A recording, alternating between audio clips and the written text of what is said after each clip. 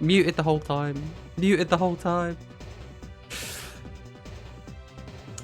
You know, this was going to happen eventually, right? I think, right, to my knowledge, this is the first time in 2 years that we have actually done this. Now, this isn't the first time we've been muted.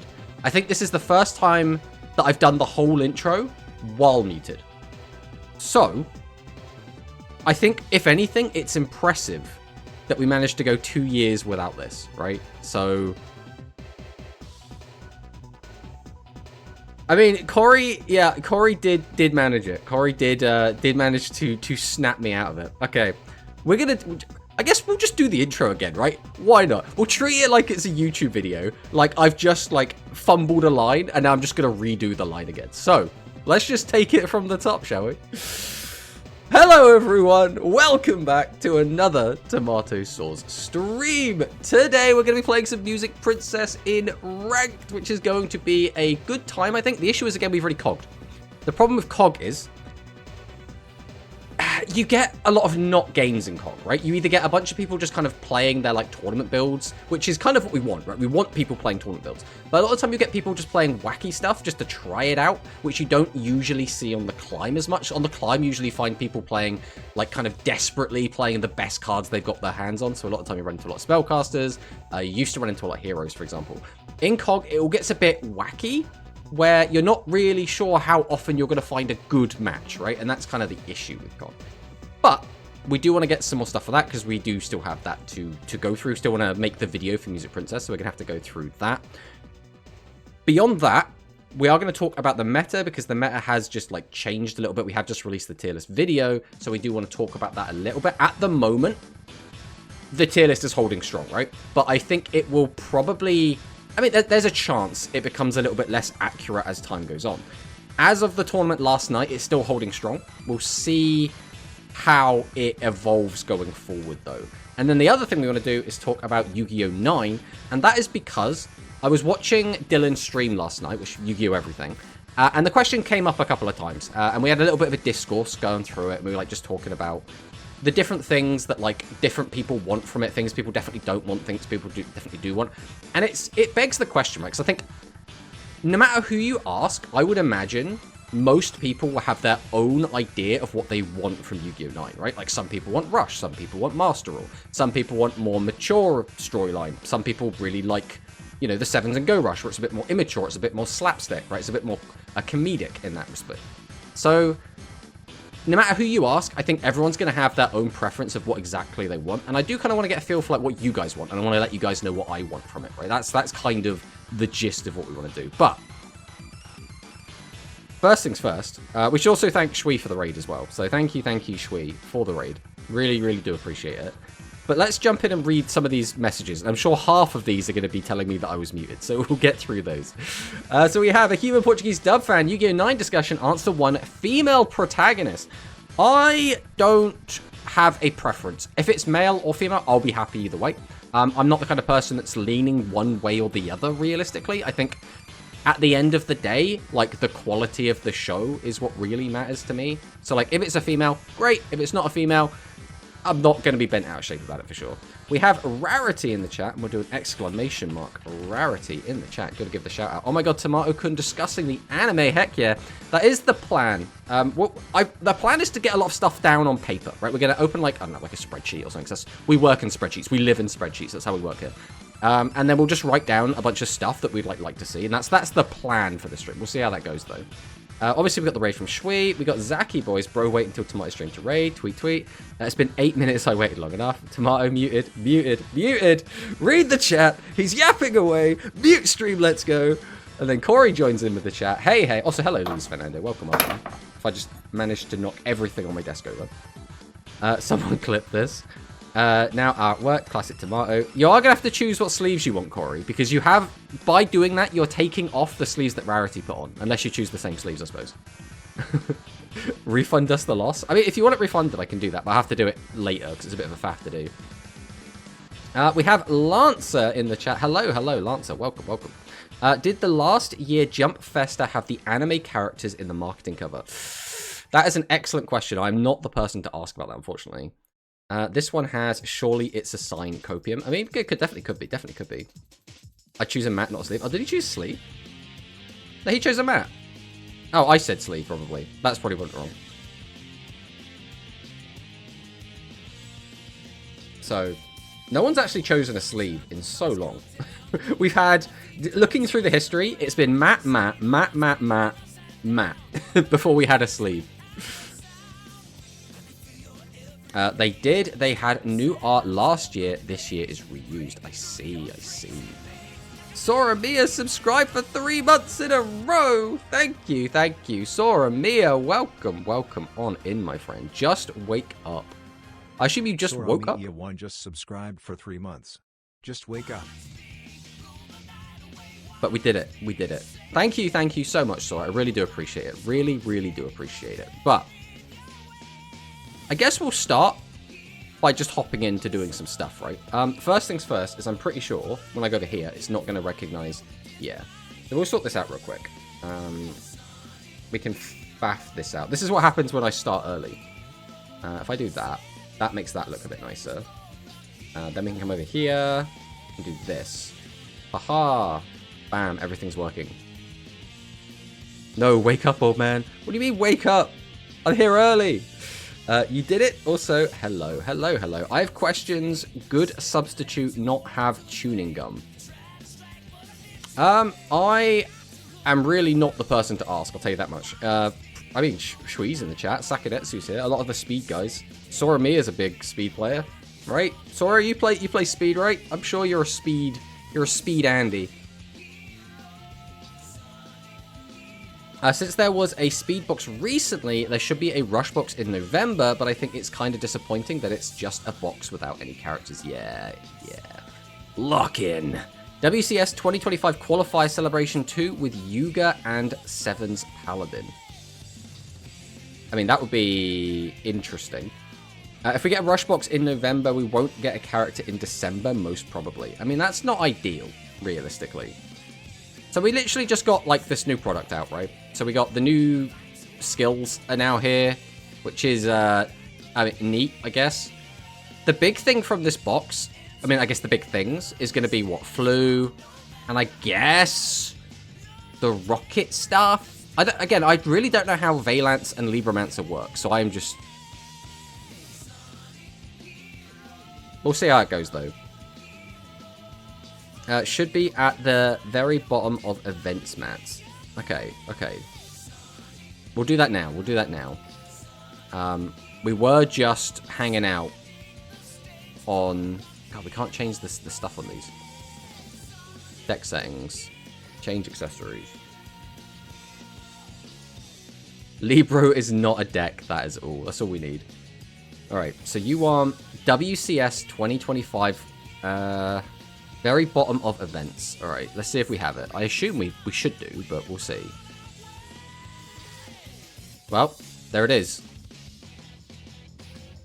Right, we'll set that to all decks, just the game mat. That shouldn't matter, because that should update with the last one. This is another thing that I've been doing. So I've been playing the event, right? I've been playing the Legacy Duels event.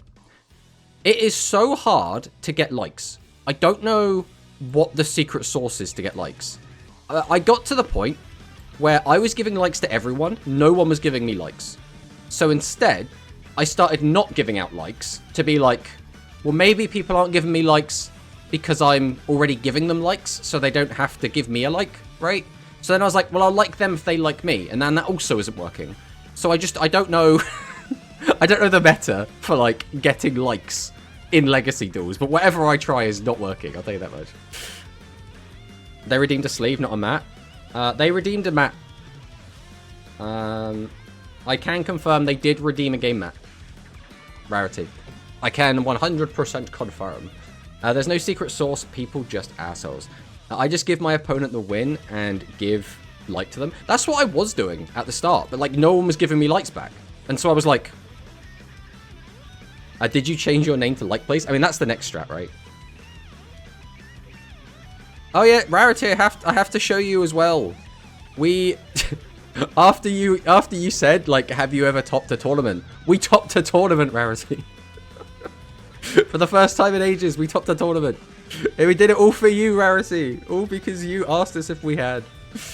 But there it is. We did manage to top a tournament with our beautiful, beautiful beast team.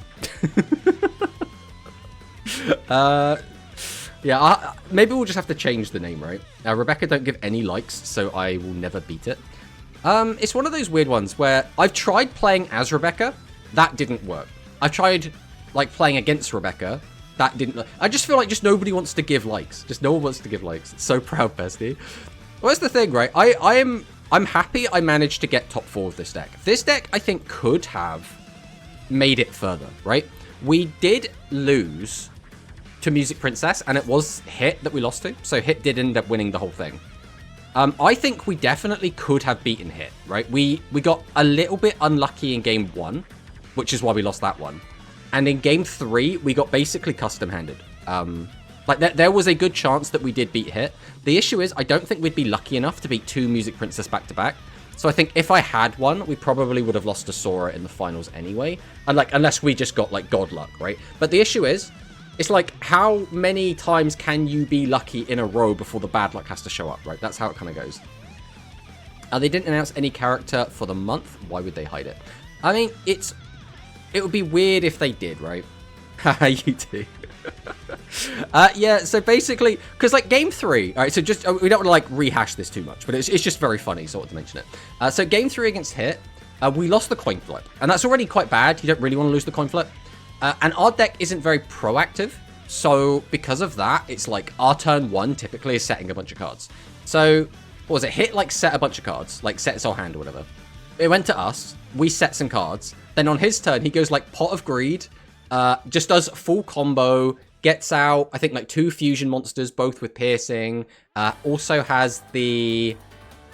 We have Shady down, so we activate our Shady to flip our opponent's stuff down. But then he just goes Trombo. That another raid from James White Dragon. Hello, hello. Welcome, welcome on in, Raiders.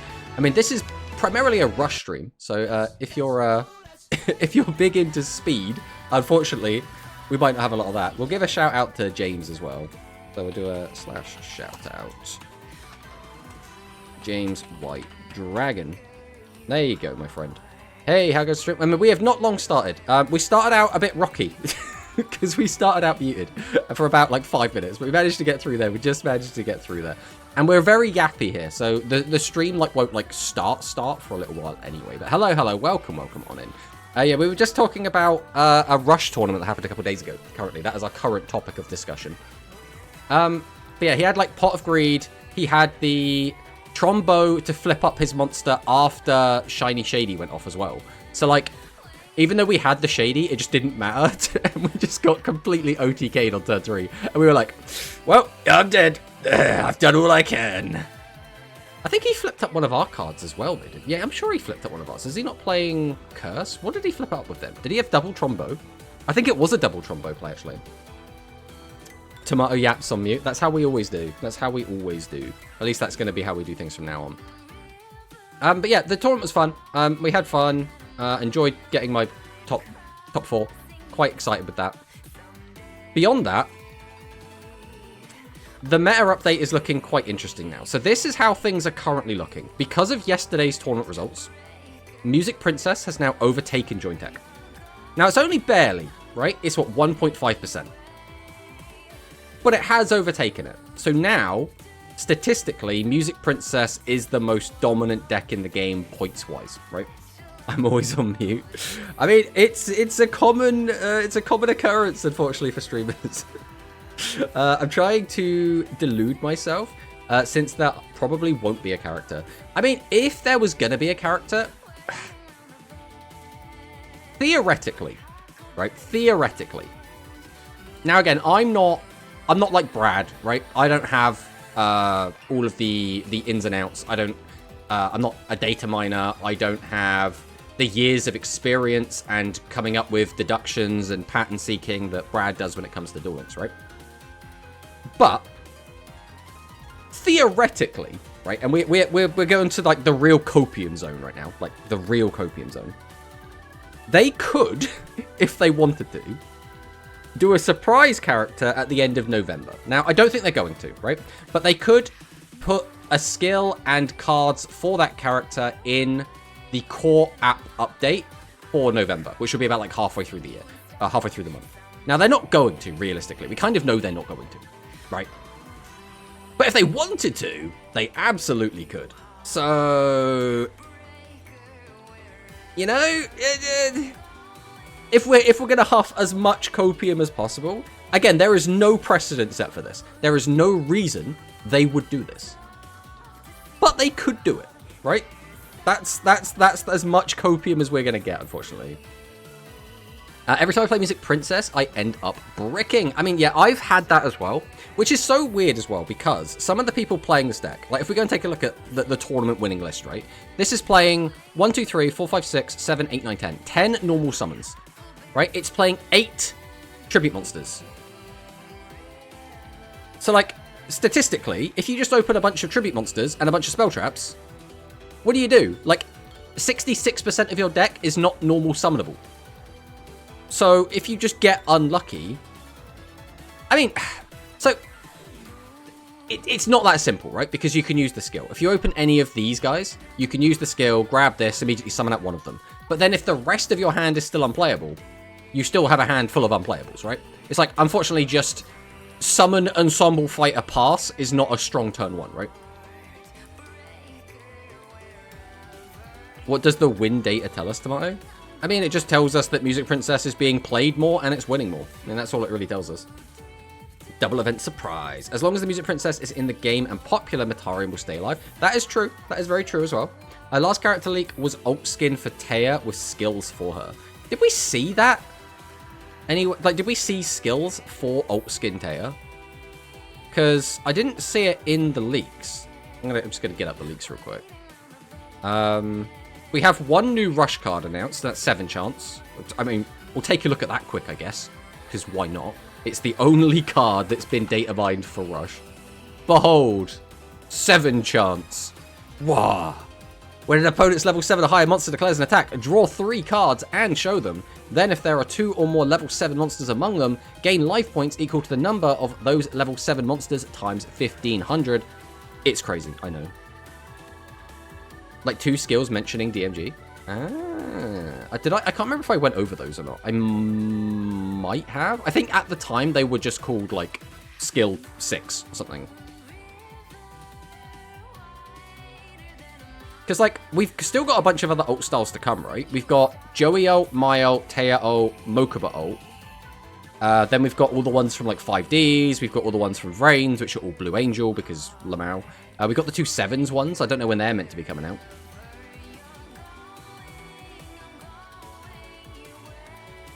It draw all tributes or nothing but vanillas. Yeah. The music players are just cheating, stacking their deck. I mean, they could be. I mean, they can't be, but they could be.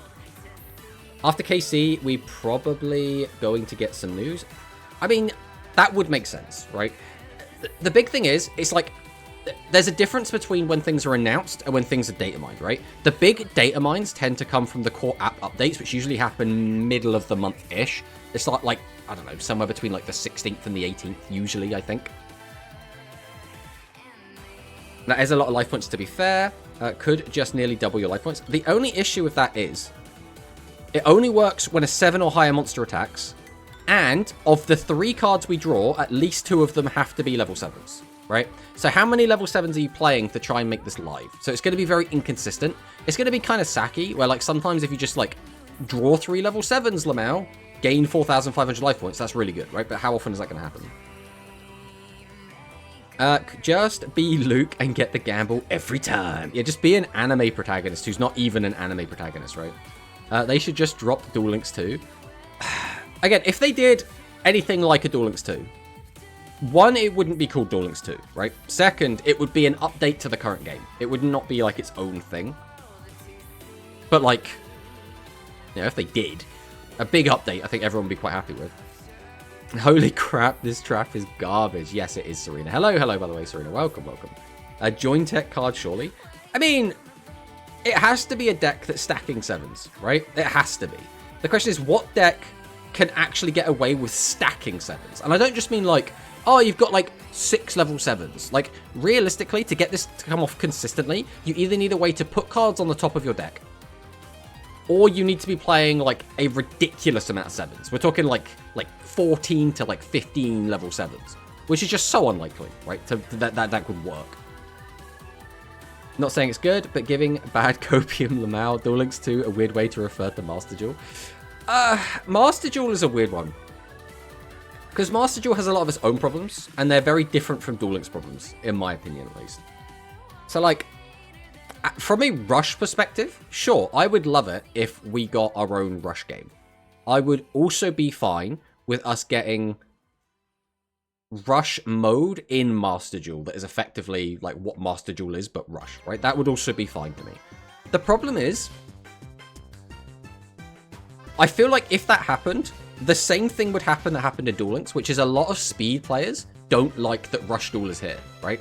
And again, you can't fault them for it, right? In a lot of ways, Rush eats into speed. So I can't be upset with someone who's upset that my game is here. I also like speed, right? So I'm quite fortunate where I like both sides of the fence. So I'm always happy, right? But if it came to Master Duel, I think there will be a bunch of Master Duel people that are like, I don't like this. Why is this here? Something along the lines of like, I don't want to use my currency on that, so it's just a waste. Now we're getting less Master Duel TCG events because we're getting Rush events instead, and it's such a headache. It's such a headache to go through it all. Like 70% of Duel Links problems would be solved with Master Duel's crafting system. I don't think that's true. I think it would solve a lot of problems. I don't think it would solve 70%. Because fundamentally, a lot of the problems that Duel Links has is around the meta, is around skills that are overtuned, is around like a lot of the FOMO from a lot of the events, and it's like, well, you've got to be here to get it, or you're gonna have to wait ages for the rerun, or until it just joins like lifetime missions. Like that, we had an issue where we had the not Axel Road, the Master of Sevens skill. I can't remember what the skill's called, or what the skill is called. The current Spellcaster Sevens Road skill. That skill was unobtainable for a while, and that is really bad, right? It's like, oh, you should play this deck. It's really easy to get a hold of, and it's really good. And then it just became like unavailable for ages, and then eventually it's now in like the lifetime missions. So it's like, Master Duel's crafting system was fine until they made every deck cost like 3 billion URs. I think that was an answer to the fact that everyone could build decks quite cheaply and easily, and they went, I mean, we're not making money, or at least we're not making as much money as we could be. Hi, Tomato. One question. Has someone swear on your stream before? Just curious. I mean, people swear. I mean, we discourage swearing in that I don't like swearing for the sake of swearing, right? But, like, I'm not against swearing, right? Like, I'm not going to, like, ban someone for just, like, letting out a slur. At the same time, I don't encourage it either, right? That's the sort of thing. That's kind of where we're at with that. But hello, Duke. I don't think so. Rush is so free to play. Yeah, Rush is extremely free to play friendly. So very, very good for that. Any news of Yu-Gi-Oh! 9? No news. The only thing we have is that I think it's now, is it 49 days till Jump Festa, which is going to be exciting.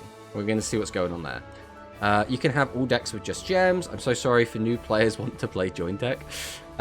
Just build. Well, that's the thing, right? It's free to play friendly if you started playing when Rush came out, and if you kept up with playing every day and doing all the events. If you do that, it is very, very free to play friendly. If you're a new player jumping in, you still can catch up. But the way that I've always looked at Duel Links is, if you're playing completely free to play and you're starting from scratch, you have to accept there's going to be a ramp up, right? You have to wait until like you're 2, maybe 3 months in, and now you're good to go to play the game completely free to play, right?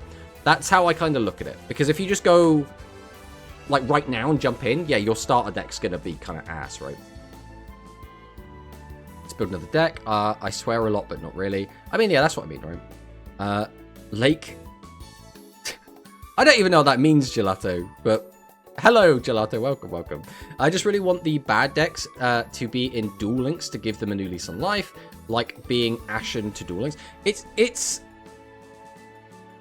a problem that a lot of decks have, right?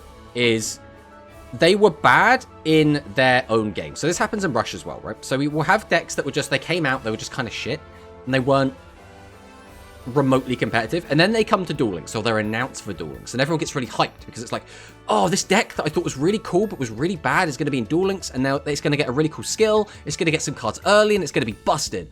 And then the deck comes out, and you go, why did my deck that I was really hoping for not get a broken skill, right? It's like, I was really looking forward to dinosaurs coming to Rush, because I love dinosaurs, right? I'm a big dinosaur fan. I play dinosaurs at speed. I like the dinos. And then dinos came out and didn't get a skill. They were the only maximum. Oh, we should probably make sure that the streamer mode is on so we don't get those beepy beeps. I do apologize for that, but there we go. But we got the only maximum that came out without a skill, right? Dynamix came out with no skill. And it's like, come on, guys. I was waiting to play this deck that was kind of dog shit in the original. And here it is with no skill. And it's like, yeah, come on, guys. What are we doing? Are you going to be the commentator on Jump Festa, Tomato, with a bow tie in your stream? I don't really see a point. And what I mean by that is, there are more anime-dedicated content creators that I think are going to have more of like a discourse, right? They're going to have more relevant things to say. They're going to be better viewing experiences for you guys. So like, if there was like, you know, a Rush Duel card reveal, right? That's the sort of thing where I'd be like, yeah, I'm your man for that, right? I've played OCG like forever. I've played Rush Duel Links since it came out. I'm effectively like a Rush historian at this point. So like, that's where my strengths lie. In terms of like anything anime related, I mean, I personally am always going to go watch, you know, Yu-Gi-Oh! Everything. Or I'm going to go watch, like, was it TGS Anime? Like, there's a bunch of other really good anime-specific content creators that I would rather watch than me. And the way I look at it is, if I wouldn't watch my own content, why should I think anyone else would watch it? That's the way I look at it. They released the bad deck Libromancer to Duel Links, and they're still bad. I mean, that is an excellent example, right? There's a lot of decks that are like that, right? Like, even the dinosaur deck that I like so much, it got an okay skill. But it didn't get a broken skill. I think ads are about to start, so when that does start, we'll just take a short break. But we'll just understand you're going to get cut off in a sec. Max Dinos, let's go.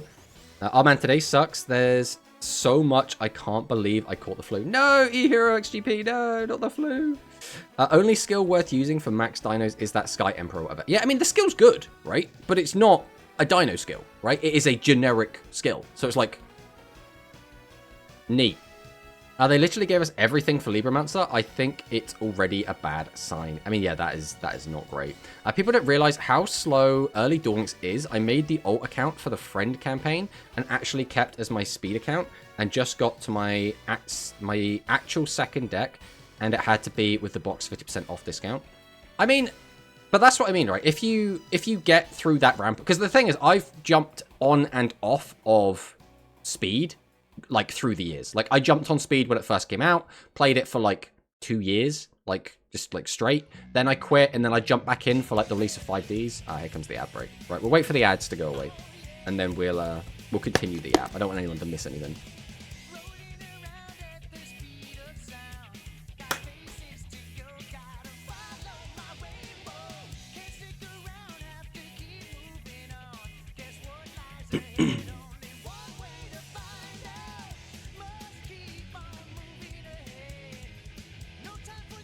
All right, that should be ads gone. So, honestly, that's why I haven't made a second Duel Links account on my Steam Deck just for the friend campaign. I mean, I think it's fine, right? Realistically, if you're in on the game, like if you're all in, if you're like a Duel Links player, then you're going to be there doing all the events all the time anyway. So I think that's fine. If you're just playing it casually, you don't need the best competitive deck, right? So it's kind of whatever. That's how I kind of look at it anyway. Have you seen Go Rush dubbed Tomato? I've seen a couple of episodes. I haven't seen like a ton of it. The most I've seen of Go Rush dubbed was watching Rarity stream. So I've seen some of that. And it actually makes me a little bit upset because I can't watch this weekend because I'm out of town this weekend. So I physically can't watch a stream this weekend. I mean, I could maybe watch some of it on my phone, but like very, very little. So if you do want to watch that, Rarity does watch-alongs. I believe Sunday? I want to say it was Sunday is the watch-along day. So if you want to go do the watch-along to watch Go Rush dubbed, you should go and check out Rarity's stream for that. Oh yeah, leading to the Dragon Master Knight best dino skill. I don't even know if that deck was better than the original dino skill, to be honest. Like, I watched a lot of games of people playing it because people ping me a lot. They were like, oh, Dragon Master Knight, oh, best dino, oh, yeah. And then like, I'd watch the games and I'd be like, they're ending on end boards worse than what pure dinos could do. And I'm like, is this better? Like, I don't know. Like, it kind of felt like if you got lucky, maybe you could high roll into it being like better end boards. Moody B won a lot of tournaments with that. I mean, like, I didn't watch, like, obviously every single game of it being played, but whenever I did watch it, I was like, I don't know, man, this doesn't look great. Only on Dino is true. All right, let's try and catch back up with these messages. Speed, I want to play Crystal Beast, and now I almost completed Star Seraph. Star Seraph is such an old deck at this point. It's a bit weird that we're trying to finish that one off, to be fair. But I mean, you know, to each their own, right? Especially if you're just playing casually. You probably want to build expensive decks. With Speed Duel, I legitimately only want to build decks that require a single box. I mean, that's how I used to play as well. Back when I used to play Speed, like, very competitively, I would build the free-to-play decks, right? When everyone was running around with their Sea Stealth Attack, like, Mako retrain decks, I was running around with my, like, fish deck, which was the, like, was it Golden Flying Fish and, like, Hammerhead Shark and all that stuff. So, like, and then after that, like, my big deck was, like, Amazoness, right? So, like, I would always play the free-to-play decks, because I understood you gotta set realistic expectations, right? The issue for me is that Fiend campaign decks I already have or don't care about. Like, at best, I finally got my third Galactic Oblivion, but I don't really want to play Light Galaxy. For this week, yes. Yeah, there we go. I have a speed count too. I build Hero, Sword, Blue Eyes, and Chimera in 2 weeks. Yeah, getting Chimera was so easy, right? Because it's all just basically in the same box, right? Moody Bun won a lot of tournaments with that. Less than 2 weeks, I think. Starry Knight, Starry Dragon, best deck. Let's go. Only on Dino is the truth. 7 chances, okay. Tomato, but weak. I mean, it's not great. I mean, we'll put this up instead, rather than having that left on the screen. I would figure the Rescue Rabbit skill would be good for dinos. The issue... I mean, potentially, right? The fundamental issue that Dinosaurs has, realistically, is that you don't have much room for back row. And after you finish your combo, you'll have like 1 card left over, which usually you want to be either a Misk or you want it to be a Baby, because then you can either Misk, you know, to just Misk during your opponent's turn, or you can pop Baby to get an extra summon if you have like 2 ways to get cards off the board. So if you have like Overtex, or if you have 2 copies of what's his name, UCT, right? So that is fundamentally always the issue with dinos. If you could end on a full dino board, like end board, and have 3 like back row, like if you could end on like full dino board and then like, I don't know, like Imperm and Book of Eclipse and another good insert back row here, right? That would be like so good, but you can't do that most of the time, right? Man, for a stream playing a lot of battle music, you sure aren't playing Pokemon Sword and Shield Gym battle theme. I mean, yeah. Oh my god, Sea Stealth Attack deck. Did you pay for Xy's Dinosaur of the Selection Box? I did not. And the reason why is I haven't played Dinos since then.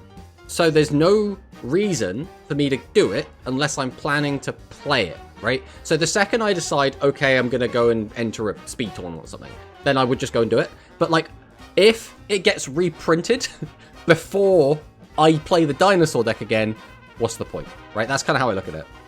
Amazon S was decent for a long time. Yeah, I mean, I played it. Right? I absolutely love the Amazon S deck. But it was at a weird time because it came out right around the same time as Sea Stealth Attack. So Sea Stealth Attack and the Amazon S Onslaught kind of did the same thing.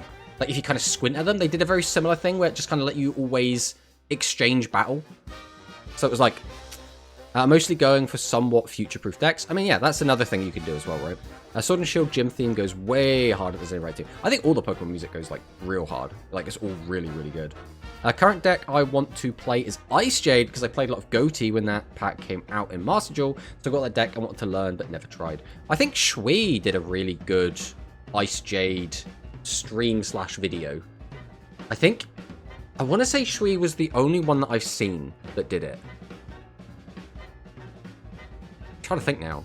Because I think Shui actually came up with a decent end board. Because we were going through it on stream. And we were like, what does this deck, like, end on? Like, what does this deck do, effectively? What is the combo? And it didn't seem to, like, go anywhere. But I think Shui found, like, something to actually do with the deck. Ice Jades are fun and cheap AF. Well, there you go, then. I kind of looked at it and I went, I don't really know what this deck is doing. Because they don't have any of their good, quote-unquote, good cards yet. Me and Brian are like the only people who play Starry Dragon. I mean, that's fine though, right? Like, for me, I always like it when people are like one-tricks. Because one-tricks are exciting. If you're watching a tournament and the one-trick is playing their one-trick deck, and they do remotely well, like they get like a top 16 with the one-trick deck no one else plays. That's exciting. That's more exciting than, the tier 1 deck won the tournament again. Great, right? What we expected happened. Shocker, right? I played Amazons way past their expiration date. God, that was a fun deck. I really like Amazons as well. I think they're really great. The missing deck for Rush Dynasty is 2 Join Tech. Right, we'll take those. We'll absolutely take those. Hello, Mono. I think you did say something earlier as well, Mono, but I don't think I directly addressed you, but we'll do an exclamation mark Mono in the chat now. I will never stop seeing Horde Girl Breeder, and I still don't want to fix it. I just don't want to fix it. I like it saying that now. Hello, Hidden Barnkai. Welcome, welcome. I should bring Paleos to a tournament again. I mean, it's fun to just play like that, right? And we talked about this a little bit on stream last time, but like, winning with an off-meta deck is just an exciting thing, and it is more challenging as well. That's why I think it is really exciting. Whereas if you play like a tier 1 deck in a tournament and you win, it's like, it's within the realm of expectation. If you play a tier 1 tournament deck and you lose, it's more like, I don't know, it's disappointing because you expect to do well, right? Because you're playing the best deck. You understand that you yourself should know how to play said deck. Everything should be pretty good, right? And then if you lose, you're like, well, I kind of wanted to do better than that. That's not great. I did the same with Aroma and Starry. I mean, I used to really like, what was the plant deck that was very free to play? Aramage? I think it was Aramage. I really like that one. Hello, Tomato. How's it going? Hello, United for Eternity. We were just literally taking a look at the tournament results and how stuff's been looking, and about how Music Princess is now overtaking Join Tech. So, if there's any more people that want to see Join Tech overtake Music Princess again, you got to start entering tournaments with Join Tech, and you got to start doing well. It's free money. When off-meta win, he become a hero. As long as they don't win in like a really gross way. Like, if off-meta wins because like Lamau flip Power Sync Stone, that's not cool, right? Aramage is the free-to-play plant deck. Yeah, there we go. I really like that deck when it very first came out, when the deck was like, it was what, Garden, the one that's got like 1900 defense and draws you a card. There was the like 1800 that changed battle positions, and there was the boss monster, and then there was also like a hand trap that just worked generically for plants that everyone played as well. I really like that deck. We were hiding tier 0 Join Tech. Rogue is cool to win with if you don't use unfair shit. Yeah, that's kind of how I look at it. Nouvelle is another great fun deck. I do quite like Nouvelle. The reason I don't like Nouvelle, like the only reason that I have to not like Nouvelle, is it does sort of counter my deck, and I don't like that. Because it's a deck that just like tributes your opponent's board away, and playing a deck that only makes monsters that interact and has no back row, that kind of hard counters what I'm trying to do. So not a fan of it with that. Especially the list that are on like multiple Lava Girl and multiple Sphere mode. I'm like, not those, not those. Gardening the monsters and nothing else. Not topping on a tier 1 deck just feels significantly worse than not topping on a... Exactly. If you get knocked out round 2 and you're playing Rogue, who cares? No one expected you to do well. You just met expectations, right? If you get knocked out round 2 playing meta, that feels bad, right? That's kind of how I look at it anyway. And again, some people aren't going to care, right? Some people will just play whatever they want to play because they want to play it. And I think that's also completely fine, right? You should play the game however you want to play. If you want to sit there as well and play Floodgates, play Floodgates, right? You have to understand you're probably going to be the most popular person in the room, but you should still do it if you want to. If you're okay with having the ire of some of the community for doing so, just do it, right? Just enjoy it, right? Rogues just have higher highs and lower lows. Exactly. Princess fusions be crazy compared to joint deck. Kinda. I think the big difference now is the new cards that we got. If we jump back over here, we can actually show them off. Having Turbadish really changes a lot, right? So first things first, you get to add a level 7 and a warrior type normal. So in order to get this out, we had to tribute a monster, right? So it's kind of like minusing 2, but we still have the Turbadish on the board. So it's only really a -1. Then we get a +2. So this is a +1 already, because we -1 to tribute out, and then we +1 because we are plussing 2, right? That's already really good. On top of, we then get to go into the new fusion. And this fusion is actually kind of bonkers, right? Place a spell card from your graveyard on either top or bottom of your deck. So what that means is we can just put a really good spell on top of our deck. So we could just put Pot of Greed there. We could put Ballet on top if we want. That's already good enough on its own. Then one face at monster in the opponent's field lose 2,000 attack and defense. That's, again, insanely good, right? Any monster, no level restriction or anything, losing 2,000 attack and defense is huge. There is almost nothing that could survive that. If a 5-headed dragon got hit with this, it would have 3,000 attack left. So you could just attack over with it with pretty much anything. Now, action itself couldn't, like, without the next part of the effect going off, for example. But that's still really good, right?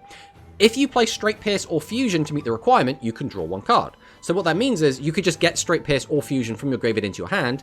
But if you have nothing to do with those cards, if, for example, Straight Pierce, you don't have 5 monsters in the graveyard, or Fusion, you don't have the materials, you can just chuck them on the bottom and draw a card anyway. And then that card you draw could just be everything you need. If that draw that you get then is like a Ballet, we're just going to keep going, right? If that draw we get is a Pot of Greed, yeah, we're just going to keep extending. If the draw we get is just a normal summoned body, it's still really, really good. If you get a trap, you're now kind of set up to protect yourself on the follow-up. It just does so much.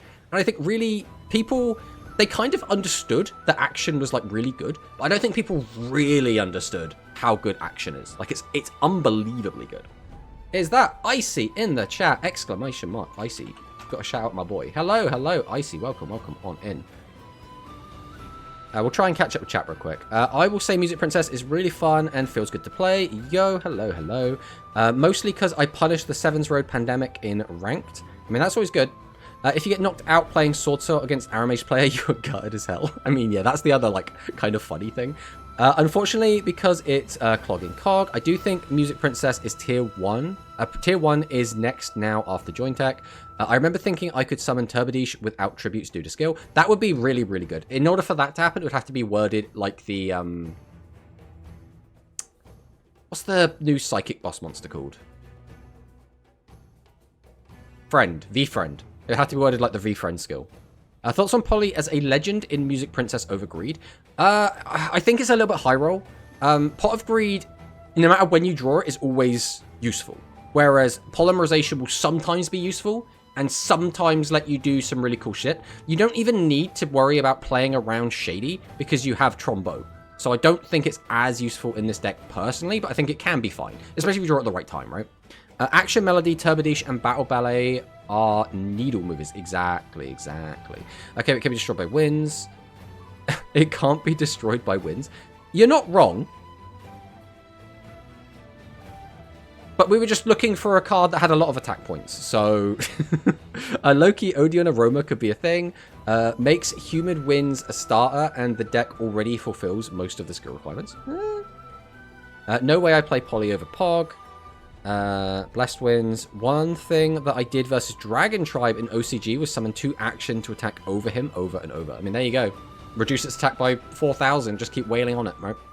Objectively, Music Princess should be the solo tier 1. It's clearly the most overtuned deck. Joint Tech is only keeping up because of a busted early game. I don't think objectively is the correct word to use there. Because objectively makes it sound like everyone should understand this. The facts back it up, right? The statistics should also encourage that this is the case, right? When it doesn't. Like, statistically, these are both on the exact same tier right now. Now, does one have an advantage over the other? Sure, that could be a thing. But that doesn't mean that Joint Tech couldn't, like, smash some of these other decks that maybe have a more favorable advantage into Princess, right? So that's just how I look at it. But we did change our tier list in the end. Hello. Let's grab this over. We'll move this over here. So we will go and take a look at what we ended on for our tier list, if we can pause that. So this was the tier list that we ended up on. And this was after the tournament that was held in the evening. Because before this tournament, Joint Tech was so far ahead of Music Princess, like statistically, that it was like, can we even put Music Princess there? Then Music Princess had the tournament run of a lifetime, where they got first place, second place, and top 4, and it was just me hanging out in between all the Music Princesses. And then this was their latest tournament result, where obviously Joint Tech ended up winning, but Music Princess did take the top 3 other spots. So, for right now, I think these 2 decks are on par. Now, will they remain on par going forward? I mean, we'll have to wait and see, right? Realistically, Joint Tech could get another upswing. Music Princess could keep being dominant and just overtake as being the sole tier 1 deck. But as for right now, I think this is fine. I think this is accurate as of right now. Now, is this going to stay there? Battle Ballet shouldn't have been at 3. Do you mean it... So, when you say that, do you mean it shouldn't be limit 3? Or do you mean we shouldn't have 3 copies of it? Because you could interpret that in multiple different ways. Music Princess is only top tier because of free Joint Tech win. The thing is, I don't even think it's like a free Joint Tech win, right? Like, I think it has the advantage in the matchup, but there have been several tournament games where Joint Tech did beat Music Princess. I mean, case in point, like, Joint Tech had to beat 2 Music Princess to win the tournament, right?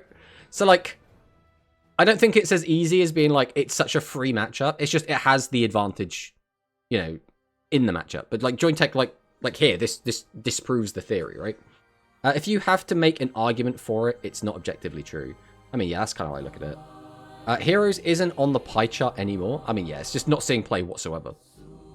Is there a Rush Duel meta type website? Nah, I mean, Duel Links meta is the Rush Duel meta website. If you go to tier list, there is a Rush rankings. Ta-da! In terms of, like, OCG, there isn't really anything like that. There are, like, some, but none of them are, like, anywhere near as good as, like, Duel Links meta. Music Princess is counter of Joint Tech, like Pyro in the meta of Gaia. Yeah, but just because it counters it doesn't mean it's... Alright, we have to temper the language we're using, right?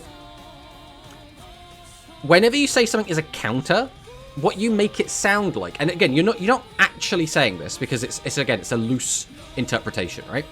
But what it sounds is like, I'm gonna win like 75% of the time because I counter your deck. When in actual fact, what it ends up feeling more like is Music Princess has like a 60, maybe even just like a 55% chance to beat Joint Tech. Like, it should be winning more than it's losing, but it still loses to the deck. I mean, again, I could just keep pointing to this, right? Joint Tech beat 2 Music Princess to win. Joint Tech beat Music Princess in the finals, right? It's not always as easy as Music Princess just always beats Joint Tech, right? Spellcasters tier 1. Spellcasters is in a weird spot right now. So right now, they are here, this little green slot. We currently have them in tier 2. That's where I've got them at the moment. Wait, why does Miss Mutton deck look like? We can go and show you a Miss Mutton deck if you want. Like, we're fine with that.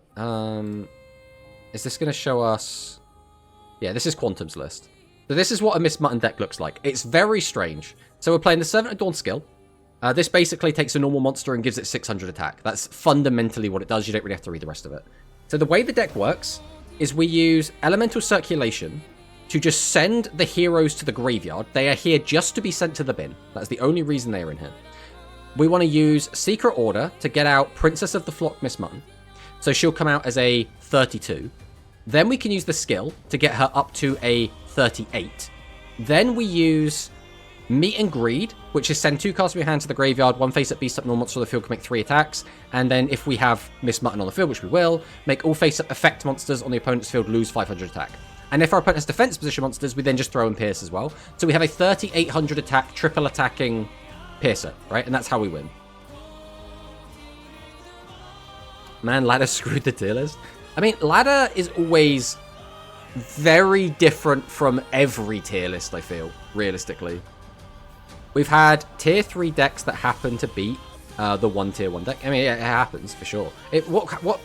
What matters isn't like, oh, did this deck randomly lose one time? It's like, are we seeing a consistent pattern? And like, as we've just seen, we have just shown 3 examples where Joint Tech is beating Music Princess, right? Konami, when more Miracle Fusions? I mean, they'll probably come out eventually, right? It's just when. That's the question. I want to build Miss Mutton a bit back. So this deck is... It's sort of a cheese deck, right? And what I mean by that is, it kind of does one thing, and its entire game plan is built around the fact that it doesn't get hit by Shady. So, like, it's good. It can win. It's relatively consistent. But... the reason it's doing so well is because people are playing Shady, right? If people weren't playing Shady, if people were playing the other trap specifically to beat it, then this deck kind of falls apart. Like, if you're playing things like Negate Attack, like Slime, even things like, I guess not Riding. Riding wouldn't do anything.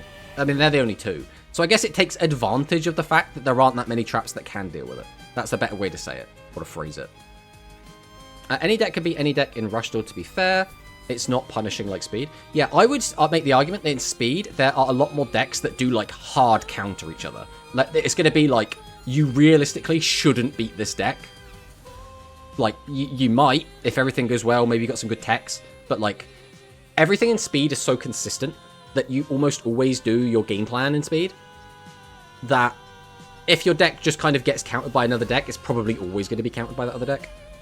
Seems to be the same term as Pyro. Pyro lost to Gaia, but it was the deck that had the best chance of beating.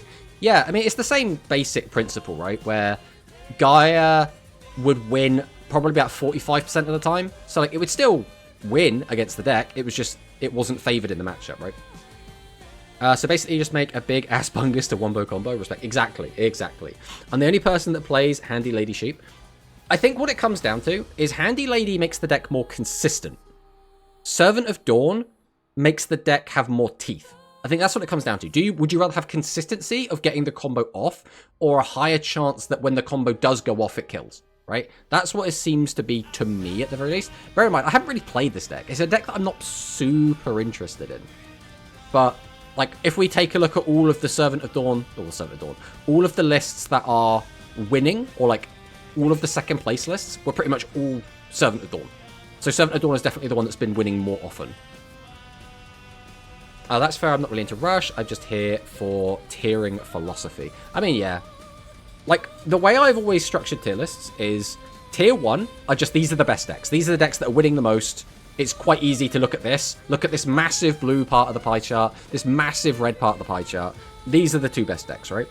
Then the decks down are decks that are still around, they're still played a lot. They still definitely can win tournaments, but they're just not as played. They're not winning as much as these decks. Then tier 3, these are decks that are like, they can get a top 8 here and there. I could see them winning a tournament on like a good day, but they're not likely to. And then High Rogue, to me, these are decks I just don't see winning a tournament. Realistically, I just don't see them winning, but they could still get a top 8, right? And then Rogue is like, maybe could get a top 8. That's how I look at it at the moment. Trap Hole. I mean, Trap Hole is a weird one, though, because Trap Hole doesn't work on Secret Order. Tried it too. I feel Handy Lady is better with Oblivion rather than Meek. Yeah, I think that is somewhat true as well. I think it was it Ursus that was like pioneering that? Riding only activates on effect monster summons, so it dodges Raga too. Yeah, yeah. It's like Branded versus Dragon Link in TCG. Hard counter, Chrysaor will never leave the dealers. The thing is, it's still a deck that can just win games.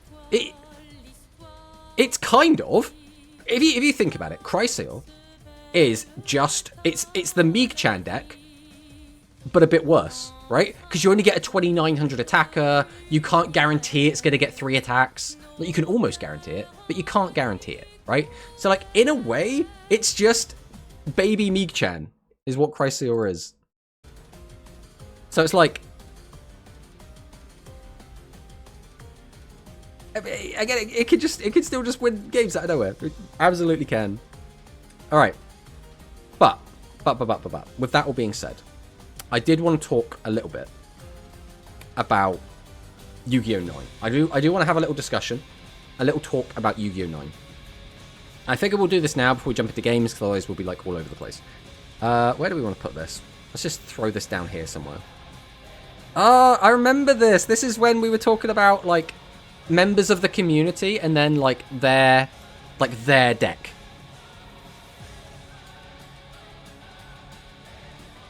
This was ages ago we did this. When was this? When like, what was the latest deck on here? Like Light Galaxy, but then that could have just been anyone. I don't know. I think Light Galaxy is probably the latest deck on here. Meek-chan has aura. You think Meek-chan doesn't have aura? I mean, Meek-chan has aura. I think that's fair. Quantum on Vulcan? Yeah, it's been ages. Yeah, Quantum at this point is just Miss Mutton, right? But like so many people have changed. Like Hikari is now Miss Mutton, right? Technically Dark Galaxy. Mine should be Dark Galaxy if I had one. Well, that's what I mean. These are members of the community that have played their deck so much and are so well known for it that, you know, we just slap them on here like this. But let's talk about Yu-Gi-Oh! 9. I want to talk about Yu-Gi-Oh! 9. That's what I want. I just want to have a little conversation about Yu-Gi-Oh! 9. Hikari betrayed us. Redo it? You want me to redo this now?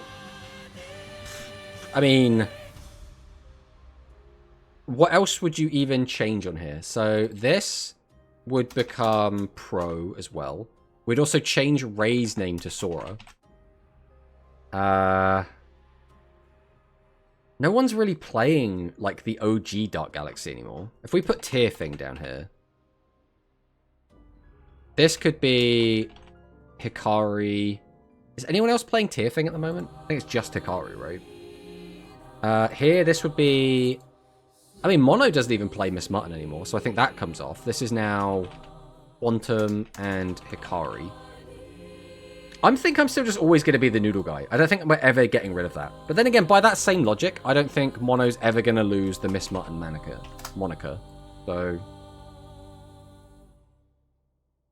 Ari doesn't even play the game anymore, but we can't take Ari off Worm. Maybe we put Whistling Bird on here.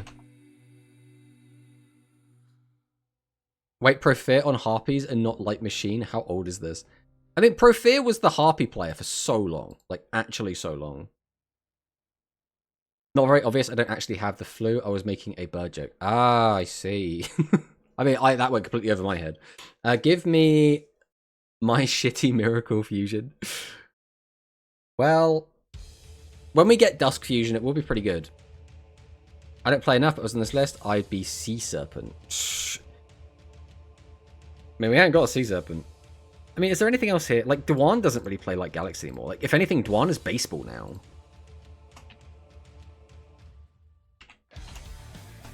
No, we don't need Renegade on there. Renegade doesn't play this game anymore. Put together a Harpy list with the Rescue Rabbit skill. It's not bad. Nice, nice. I mean, I don't even know if I'd say Toti's a hero player anymore. I'd say I'm probably more of a hero player than Toti at this point. What is Toti's deck? I suppose Toti plays a lot of spellcasters.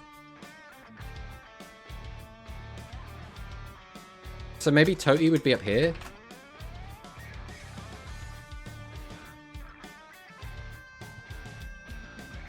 Machine good stuff. I think mono should also be up here as well.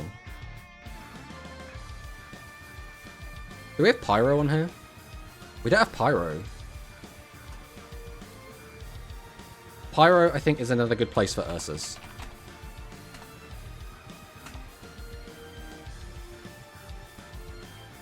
Just waiting on the C-Surf at maximum. Hashtag coping.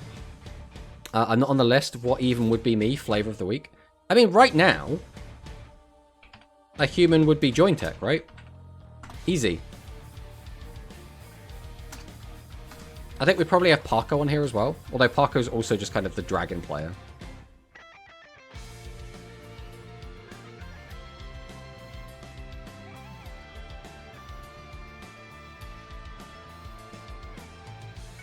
I don't even know what else we would put on here.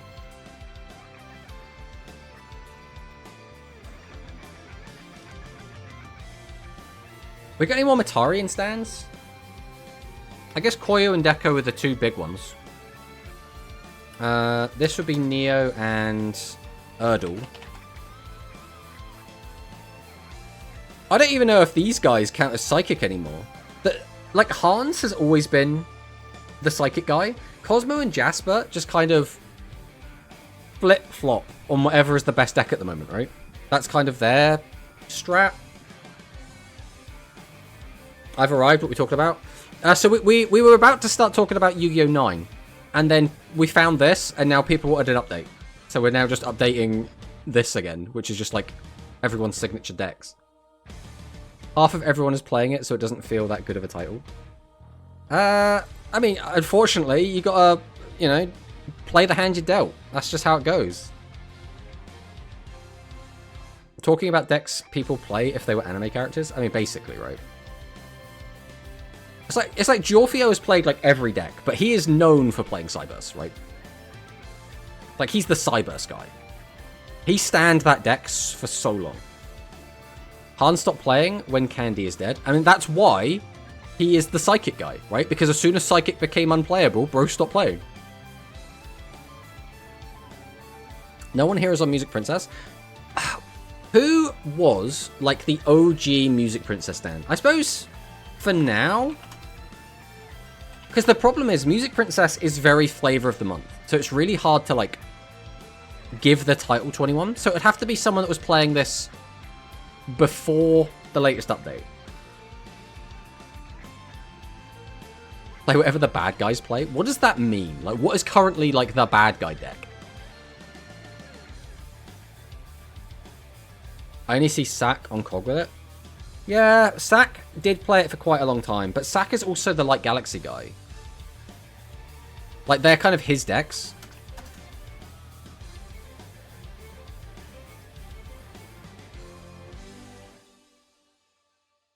OTS? Or OTS isn't on here, my friend. It's not in the game. I'm trying to learn as well, but that was because my obsession with Clubbernet, because playing Clubbernet in a marching band. I've never... So marching bands are very much like an American thing, I believe, because like marching bands are not normal here at all, I'll tell you that much. OTS, Matarian, etc. Yeah, you were a Matarian stan way back when. Do you play Matarian now? Because I've still just got you here as the Dino guy.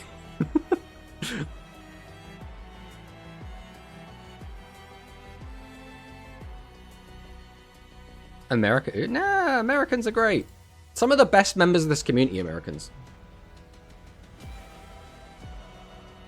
As an American, I agree. I'm waiting for Dice. I mean, Dice Key would be a good one. Put someone on Blue Eyes? Well, the Blue Eyes player was Neo back in the day. Like, he was the big Blue Eyes player. Because he was it was Blue Eyes Monarchs.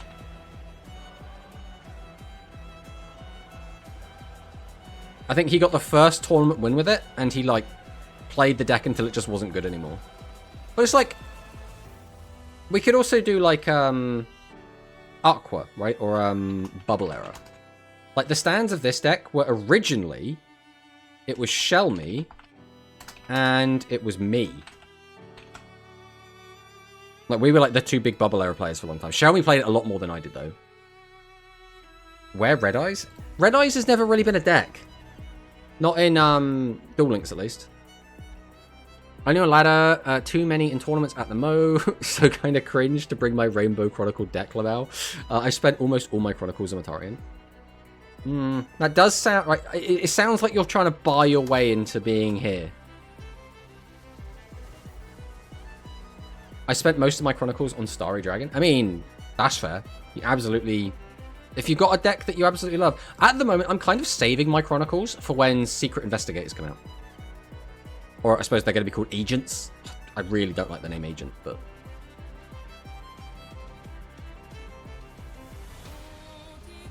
Alright, is there anything we've missed?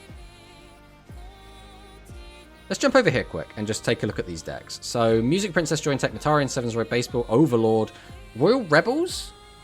We got any, like, Royal Rebel stands? Like, who are the big Royal Rebel players? I guess, like, Mono at the moment is. I mean, Quantum was playing a lot of Royal Rebels. Again, outside of that, like, I've taken Royal Rebels to tournaments twice, but haven't done super great with it. I want to play Plants Dinos, but need more skills for them. Yeah, and new cards as well. Demons players don't exist. If I cared enough about Russia, I'd say I'd be playing Gaia. I'm going to assume that was an autocorrect. I mean, Gaia is a weird one. Just everyone played Gaia. So I don't know if that one even really counts as an anything deck. I mean, Worm Max was my deck for a long time.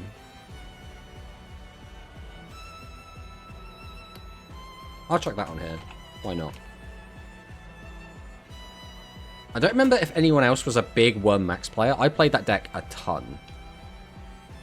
Just going to keep moving that further down as we extend this list.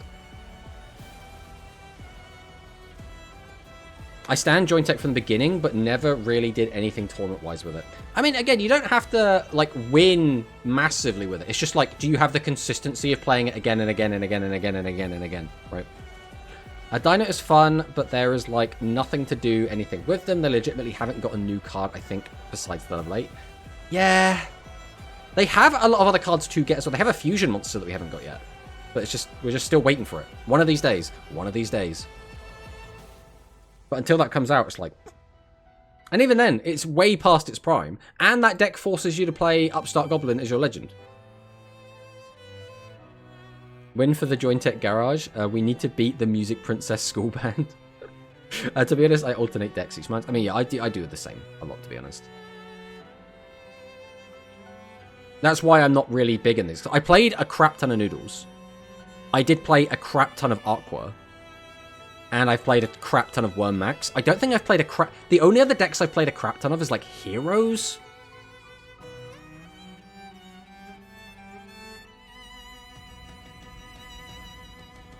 I guess Iserius should be here. Iserius played a crap ton of Heroes.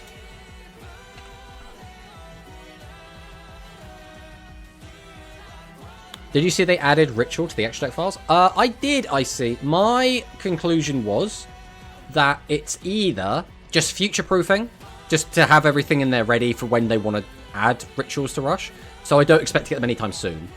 Or it's just for Pendulums, right? It's for Ritual Pendulum monsters. Either of which is fine, but I don't think it means we're going to be getting Rituals in Rush Duel Links anytime soon, because it would absolutely break everything if we got them. Like, the issue with Rush Rituals is almost all of them are too strong, right? If any of them came out, it would be so by far the best thing you could be doing. It would be kind of nuts.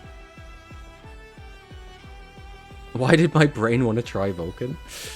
Yes, because I logged in with it during the Sevens, Light Galaxy, and Dark Galaxy era when it was kind of overlooked. Well, there you go then. So what, you want to be on Joint Tech? We can put you on Joint Tech.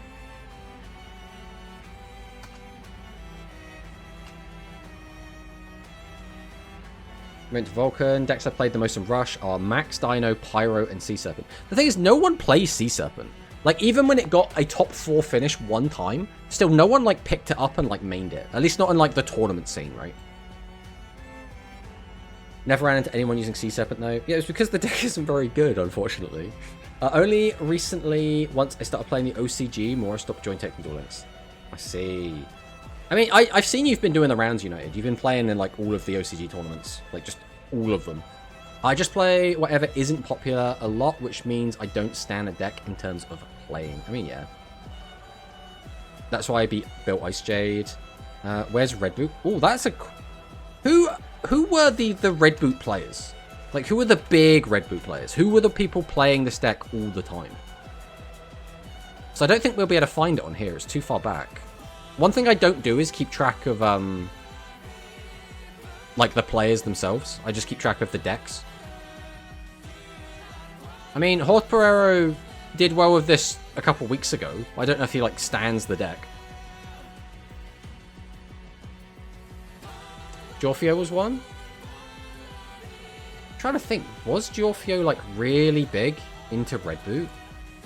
I know, because Giorfio plays everything. So the question is, did he play it, like, a lot? So it was the second. Ursus played the non-Blue Fang version, and me sometimes.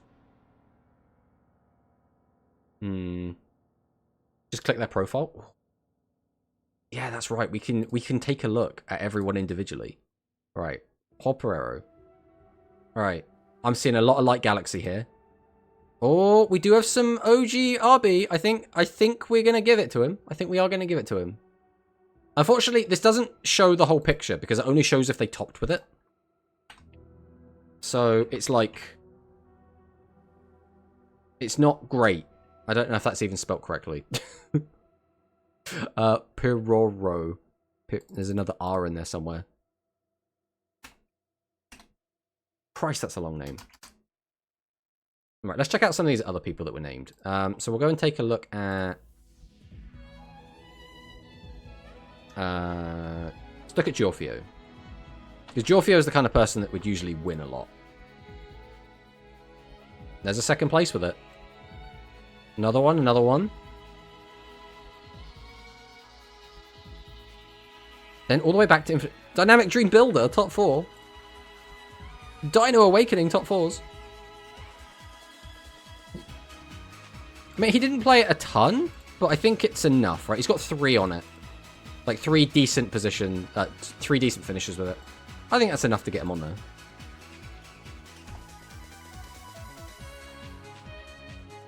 Now, to be fair, I guess it's still Matarian, my most chronicled deck, and I was the first to win with it, but then again, it was the same with Celestial. Check mine. It'll help me decide myself. Okay, we'll go check Manicus.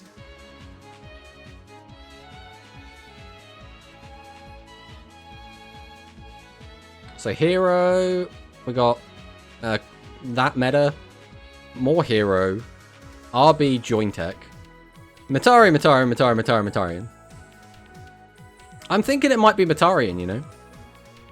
I think it might be Matarian. I have a sneaking suspicion it could be Matarian.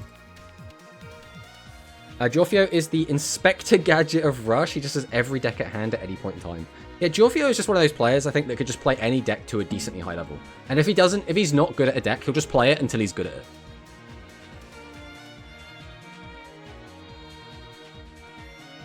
Right, who else was there? Ninja Ursus? Let's go and check out Ursus. Music Princess. Oh yeah, Ursus was the OG Dark Galaxy player, wasn't he? I can't believe I forgot about that. Dark Galaxy up here. Ursus has to be in the Dark Galaxy. Has to be the Dark Galaxy guy. That's 5 Dark Galaxy. 1, 2, 3, 4, 5, 6 with Jointech as well. Lunalight. Don't know about that. Alright. God, this is getting big. Let's take a look at Parko quick. Let's see what Parko got.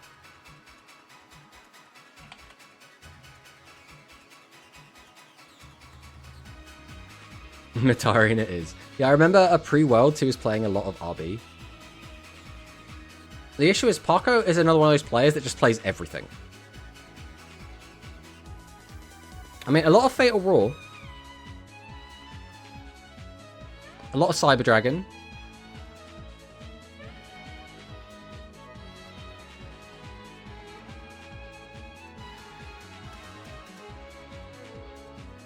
It's so all over the place.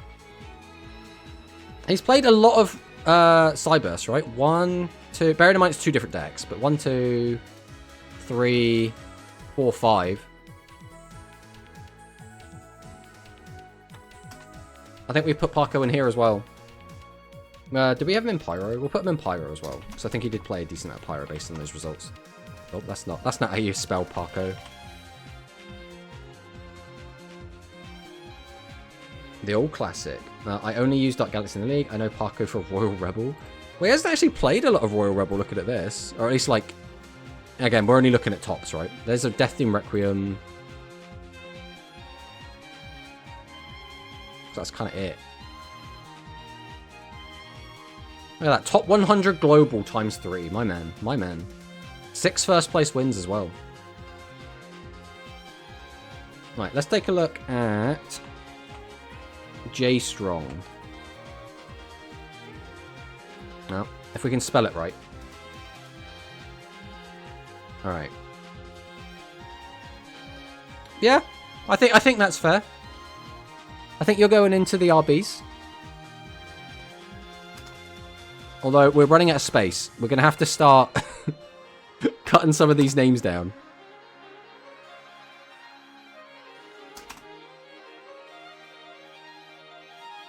Check yours. Yeah, we can take a look at mine.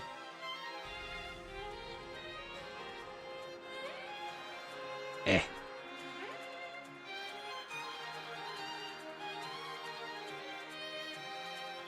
Why is it taking ages to load mine specifically? There it goes. Look, guys, 0 top 100s. 0 top 100s.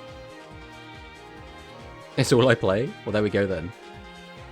So we had what? Heroes, Spellcasters, Light Galaxy, Dinosaurs, Maximum Excavator, Chivalrous Celerity, Maid's Downtime, Psychic, Join Tech, Noodles, Cyber Dragon, Aggro, more Psychic, Max again, Death Doom Requiem, Ultimate Bond, then Noodles. Hysteric Force, Ancient Forces, Lightning Trigger. So we've just kind of played a little bit of everything. That's the issue with this. But obviously Noodles stands out, right? Noodles is like the main. That's a lot of 20 tops though. I mean, it's not bad, right? I'm a Rush player, check mine. Yeah, we can check Shwee's. We're just, this has just turned into like just looking at everyone's accounts now.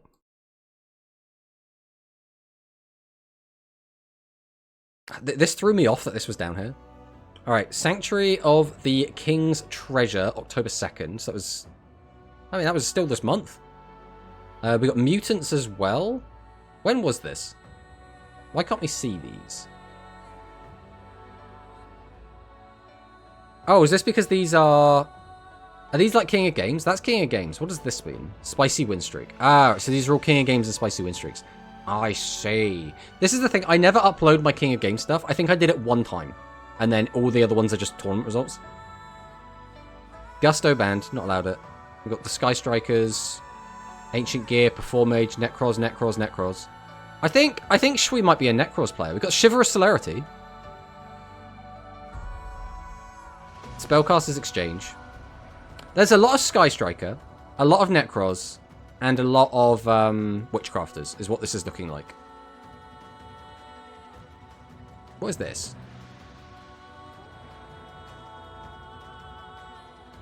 What is this symbol? Not that one. Is this... Ah, dual level max in YC in WCS. I see. Dark Fluid, Contract Fabled, more Witchcrafters. Just so much Witchcrafter. Tomato, ours are cursed with random speed tips thrown in. That's just how we do. Yeah, Rush is the only time I play in tourneys these days. Tomato is the Dragon Maid guy confirmed. One Dragon Maid top. I remember as well, because that Dragon Maid top was so cursed. I was playing against Gozu, playing... crap, what's the deck called? The set one. Oh, the zombies that have flip effects. Ghost Trick. I was playing against Ghost Trick.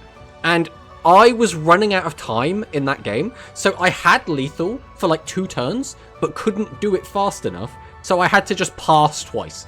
Like, I had lethal for like several turns, and couldn't execute it fast enough. So I had to like wait 2 turns to get enough time back to be able to actually execute the play. It was so cursed. It was so cursed. And I feel really bad for Gozu, because Gozu stood no chance at all. I don't know, again, if we just drew really well, or if Ghost Trick is just really bad against my deck. But it wasn't close. It was not close. I would build a 20 deck for speed, but never play in them. I mean, yeah, I kind of did something similar, to be fair. I mean, I play in, like, obviously, you know, if we go back to mine, I did play in them a decent amount. How far back do I have to go to actually get to me? Oh, they're not different pages. I see. For some reason, it always takes ages to load mine. I don't know why. Oh, no, that was J Strong's. Here we go. Where are our speed? We had the 2 dinosaur tops. We've got top 4 and top 8. Which, like, I was happy with these. It's funny as well, because I was more proud of this one. Because in the Grand Prix, there was, like, 140 players or something. Whereas in this one, this was a Starry Cup. And I think this one had something like... Yeah, it was still, like, 60 players or whatever. But it just didn't feel as much of an accomplishment as this one.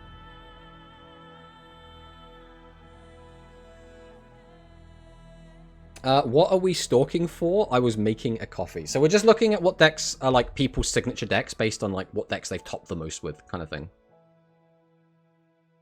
Yeah, I'd like to keep my DLM mostly tournaments for now. That's why I'm playing them again. Dual level max. I mean, yeah. Bro, it's the Witchcrafter person. I watch their videos on Master Duel. I mean, yeah. We always got to check out Shui. Is there an option for meme player? I don't think so. I mean, if you're going to cog with a cool deck, that is worth posting. The thing is, I have a really strange, like, outlook when it comes to, like, the cog lists, because anyone that's watched the stream knows I just kind of accidentally cog playing just some random shit for a video.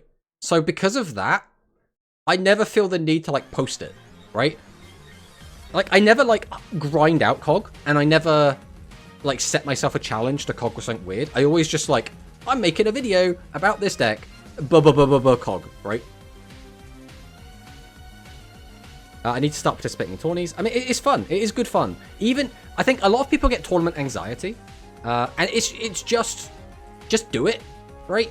Because worst case scenario, you lose and nothing matters, right? You've lost a little bit of time, and you probably still had fun. You probably played against someone who was actually a decent opponent rather than playing on ladder, where most of the time you play against people that don't know what they're doing.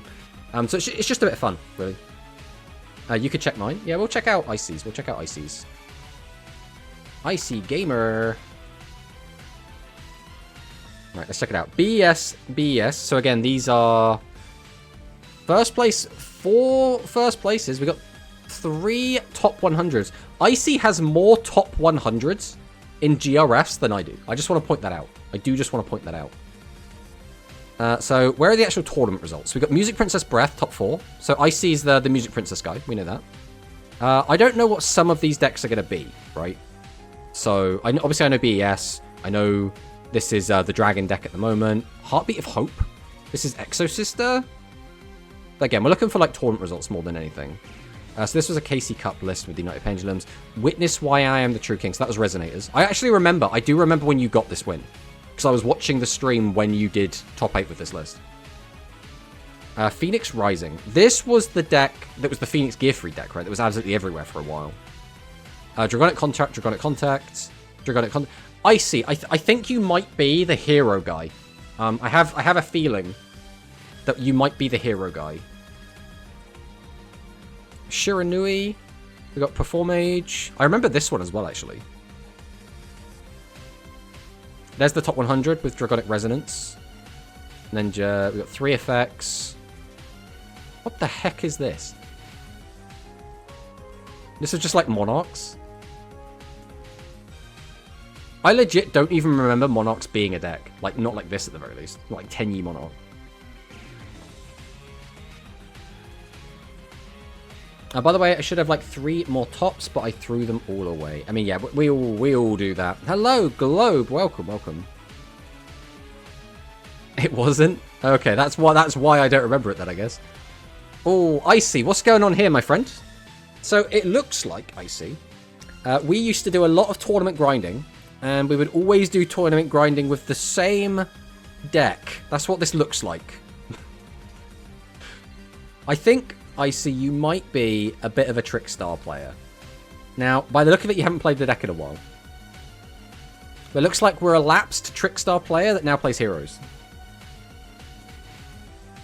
Mine is just half my career, because the other half is an account that doesn't exist anymore. I mean, that's a skill issue at the end of the day. Let's go check it out then. So, Sora Mia. Oh, Christ. Is it now Sora with the cross?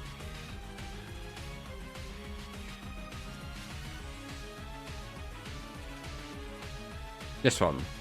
Okay. Okay. Look, Sora won a Meta Weekly. I mean, that's pretty cool. That's better than... That's like the best speed result we've seen, I think. Because that's a Meta Weekly. Although Meta Weekly is a weird one, right? Because you have to pay to enter. Or like, you have to be a sub to enter. This was like recently as well, wasn't it? Yeah, this one. The Shinato's Judgment. A Brickstar Enjoyer. Orcus came to the game and I couldn't Darkhold them. Ah, that is a shame. So I got Music Princess. So I think what I'm learning here is Sora is a... Christ, what's this deck called? Shinobird. It's a Shinobird player. Soul Burning Link, Music Princess Breath. Again, these are also like... These are all tournaments. But then we get over here and most of these aren't tournaments, right? So then we get Galactica and Master Road Excel. Master. Baseball, Void, Hero. RB. Maids Downtime. Again, not in a tournament though. Set Gate, Mighty Gaze of the Sky Emperor. Top 100 with that as well. Void Destruction. Ready Shine. Cybernetic Customization. Phantom Strategy.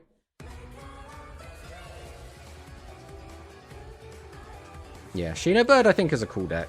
Obviously, you know, it's meta at the moment, so it's cringe, right? That's how it works, but it's still a cool deck. I mean, I think we're happy leaving Sora where Sora is, which is Spellcaster player. I think that works. I mean, is there anyone else we want to, like, look up, or is that it? Is that everyone? I guess we could look up Hikari. Since we've got her across so many different decks. But I think we kind of already know when... Actually, how do we even know which one of these is Hikari?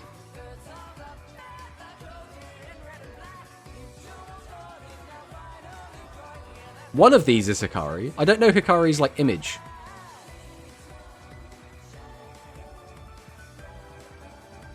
I don't know if you can call Amano cool, but the Shinobuds are. Yeah, Amano is, like, the bad part of the deck, right? You passed it? Yeah, but that doesn't help me.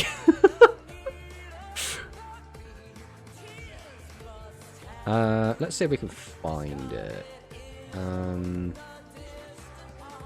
So I don't know what Hikari's, like, profile picture is. There, that one.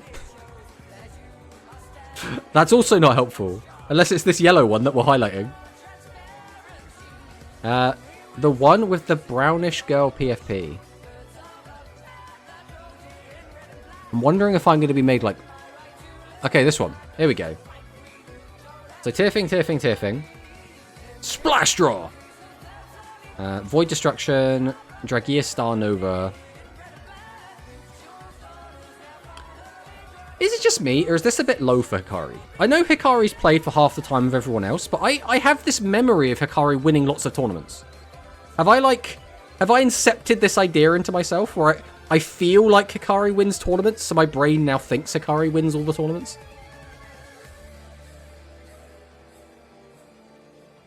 Check her tournament, there's a profile link. I assume this is the right one anyway, right?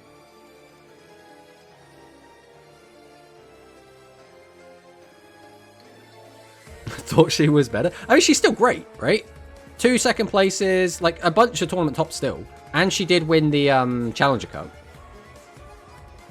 Not all the tournament reports to submit here. I mean, that's true. I know that some of mine aren't on here. Like, some of the Japanese tournaments that I won weren't posted here. So, it is what it is, right? The Mandela effect. Most tournament tops are probably not linked to their accounts. Yeah, I mean, again, I get the same thing. Because I'm sure Hikari has won more than this. I would bet money that Hikari has won more than just that one. And the Challenger Cup that we all know that she won because she won a phone, right? She won more EDO. That's probably why you're thinking she's won more. She has won a decent amount of EDO as well. I think Hikari, though, based on this... Hikari tier thing? Hikari just tier thing, maybe? What else have we got to run at the moment?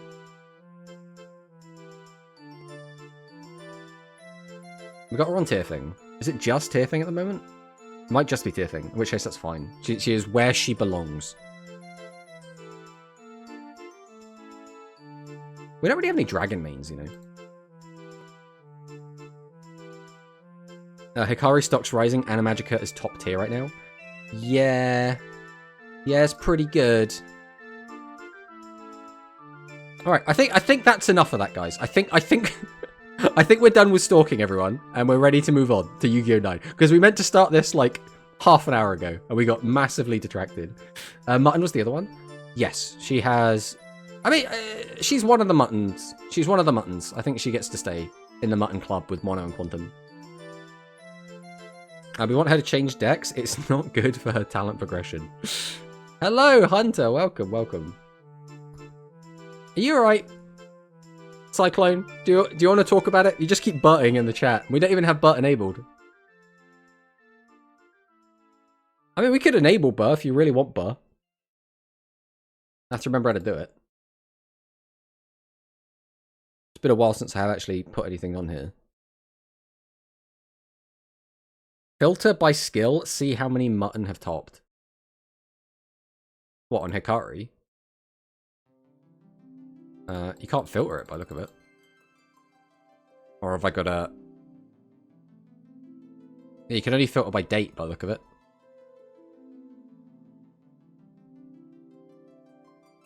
Button no worky. A woo. We don't have a woo either. I could put some on. The issue is, there's like 8 different ways to do it, and I always forget which one I'm using.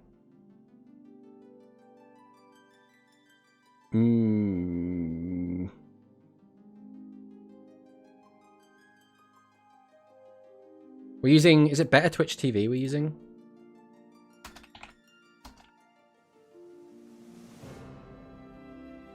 Yes, Better TTV. Alright. Let's add some quick. So y'all want a woo.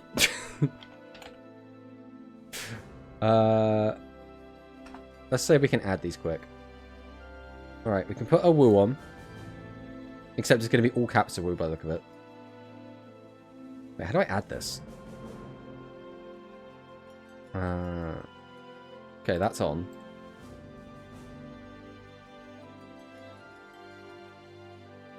We'll put on bar as well, since you really want bar. Although none of these are just bar. They're all like a bar. I could do bar with a capital B and 2 H's. I think that's the best we can get using Better Twitch TV.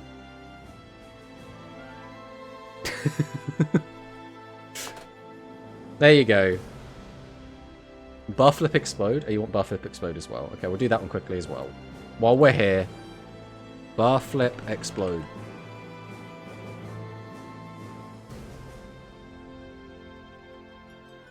I'm looking at 2 different ones, trying to work out if one of them is better than the other. I think they're exactly the same.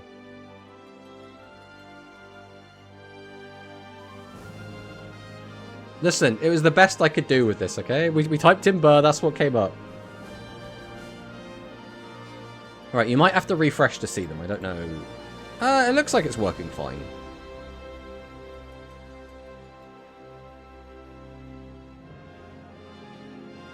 The issue is, they're not showing up in the chat. I might have to finagle that later.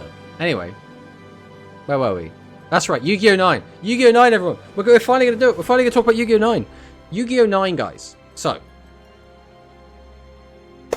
the first big question is, Yu-Gi-Oh! 9, would people rather that this was Rush or not Rush, or a mixture of the two?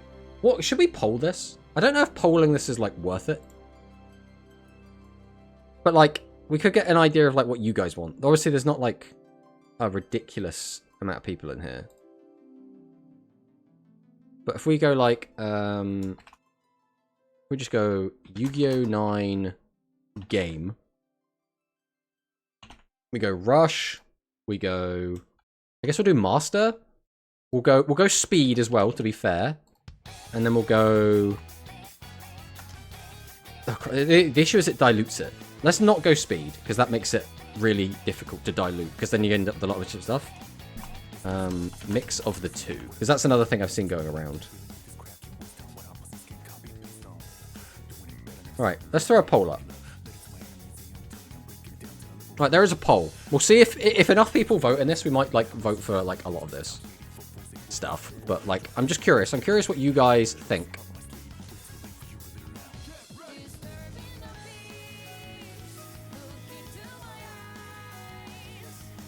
We already have Yu-Gi-Oh! 9. It's called Chronicles. It's not really, though, is it? Pure Rush, but older characters? I mean, in that case, it would just be Rush, right? If Yu-Gi-Oh! 9 is not Rush, they're going to have to spend 3 minutes to explain a card effects on the show. The thing is, right? So, I have now watched 1/3 of Reigns, right? So I'm not, like, super deep into it. But in that... the way they get around that is they have speed duels to be like, these are just like get through the games, right? And then they have the master duels, which are kind of the better duels, which are like multi-episode duels. Alright, we didn't get a ton of votes there, so we're probably not going to keep polling this just in future, but for the look of it, the winning was mix of the two. So that's fine, right? My personal preference is that you wouldn't have any of that. Let's do this. Make this bigger, rather than having that like that. So my personal would be that if you mix the two, it dilutes it too much. Yu-Gi-Oh! 9 should be Genesis format. I don't think that's going to fly, but yeah. It's literally TCG only. Yeah, I don't think Japan cares about Genesis. At least I don't care. Also, how do they make the points work? Wasn't DM Zexal just Genesis format, though? No extra monster zones. This is the only practical difference, as the first 4 shows had no links or pens. Well, the difference is the point system, right? Like, there's a difference between a ban list, which says you're not allowed to use these cards, and then a point system which allows you to, like, play with a bunch of whatever you want. But, like, from a... big sneeze. From a anime perspective, yeah, it's basically the same thing, right? But that's exclusively from, like, an anime perspective. I think most probably, assuming we get an anime, it's probably just going to be Rush only. I mean, that's what I would like, personally. I would like either... So my tier list would be this. I want Rush, then Master, then Mix. So I think having a mix makes it strange. And I've had this in 2 different series. This was very weird to me in 5Ds, where whenever there was a Turbo Duel, I didn't really care. I don't know. I can't get invested into the mode I don't care about, right? The mode which has a lot of shenanigans going on with, like, the speed counters and the speed spells and, like, them being on bikes or whatever, I was kind of fine with. It was the rules of the game changing that I didn't like. For me, specifically. So, I would rather they went all in on Rush or all in Master. The other time this also caught me off guard a little bit is in Vrains, I don't really like the speed duels. Like, the Master duels, oh, they're so good. They're peak, right? They're so good. I don't think there's been a single Master duel I haven't liked yet in Vrains. I don't really like any of the speed ones. The speed duels to me are acceptable. They're fine. They're not offensive to me. I don't hate them. But I'm also like, oh, we're doing another speed duel? Oh, it's a shame it's not a Master duel. Right? That's my feeling towards them, right?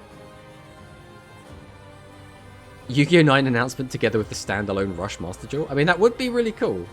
They should have it where both exist at the same universe and we follow two different main characters from a group that are working towards the titles tied to their respective styles, and either Master or Rush, and their ages could vary, saying the youngest play Rush and older play Master.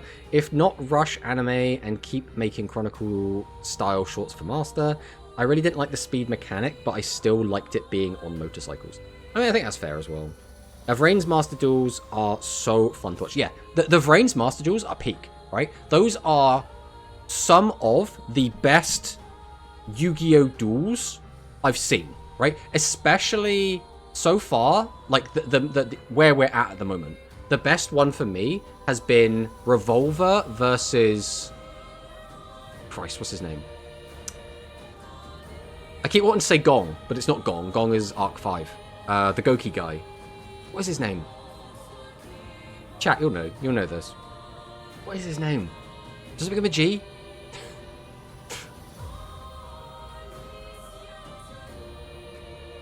That only appeals to people that like those types. Yeah. Go! That's it. Go! Go Onizuka. Go Onizuka versus Revolver was peak. I absolutely adored it. It was so good. And again, my suspicion is we're going to get so much better than that going forward, right? With different characters, right? So I'm expecting there to be so much better duels than that.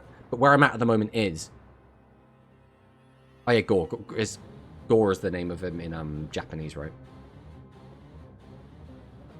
So for me, I would rather it was a single rather than a mix, personally. I would much prefer Rush. If not, then Master. If not, the mix. That's my preferred. Hello, Pro Straight. Welcome on in. Since Rush is theoretically aimed more at a children's audience, it makes sense for them to bring the anime back.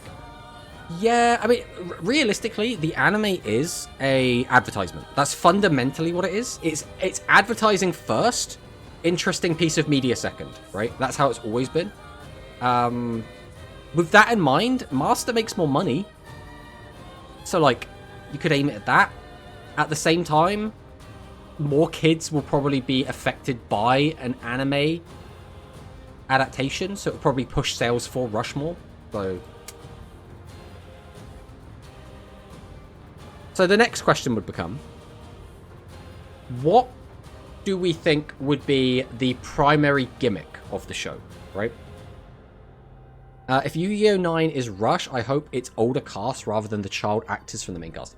That, to me, as well, would also be a boon. I mean, we sort of had that with Go Rush, right? So in Yu-Gi-Oh! 7s, it was basically a bunch of elementary schoolers, right? And then, like, one adult, primarily, who was Mimi. When you look at Go Rush, it was still a bunch of kids, right? Because, like, Manabu is effectively a child. The twins are obviously children. A lot of the supporting characters are children. But YUGIOH and YUGIOH are not children. Now, they're nondescript age, but they are, like, warriors from their planets. They are clearly a lot taller. YUGIOH is obviously a lot more emotionally mature. YUGIOH not so much, right? But they kind of went half and half with it in Go Rush. That's how it kind of felt to me. It's going to be middle schoolers at most. I mean, I want, like, high schoolers. Like, that is the youngest I would like them to be, personally. I'll chuck this in here. So, my ideal would be, like, I don't know, young adults would be perfect. Because I think that's just more relatable for me, specifically, right? Then high schooler, and then, like, I don't know, children. Children's, like, I'm not opposed to children being in the show. I think there's just a lot more you can do with older people, right? Fundamentally. Again, none of this is a deal breaker. I will still watch the show if it is a mixed game of Rush and Master with children. I would still watch that, right? Yu-Gi-Oh! 9 will be a return to form, being an old-ass retro format to attract older players and introduce newer players slowly. But, like, an older-ass retro format is kind of what Rush is, in a weird way. Like, right, so this was the other thing. What I would like, what I think would be amazing, and this is just for me, right, would be we get all of the old DM characters back. We have Kaiba, we have Yugi, we have Joey, we have all of the old characters, and they play Rush versions of their decks. Because then, again, it's going to be very simple to jump in and like just get on with it, because Rush is a very simple game. But also you have the nostalgia bait of, I know who these characters are. I know what most of these cards are. I know what a Blue Eyes White Dragon is. I know what a Dark Magician is. I know what a Guilford the Lightning is, right? It's like, it's that sort of thing where it's like, in my mind, it's best of both worlds. But I did say this last night on Dylan's stream, and what he said was actually the reality, right? Which would be, that would piss so many people off.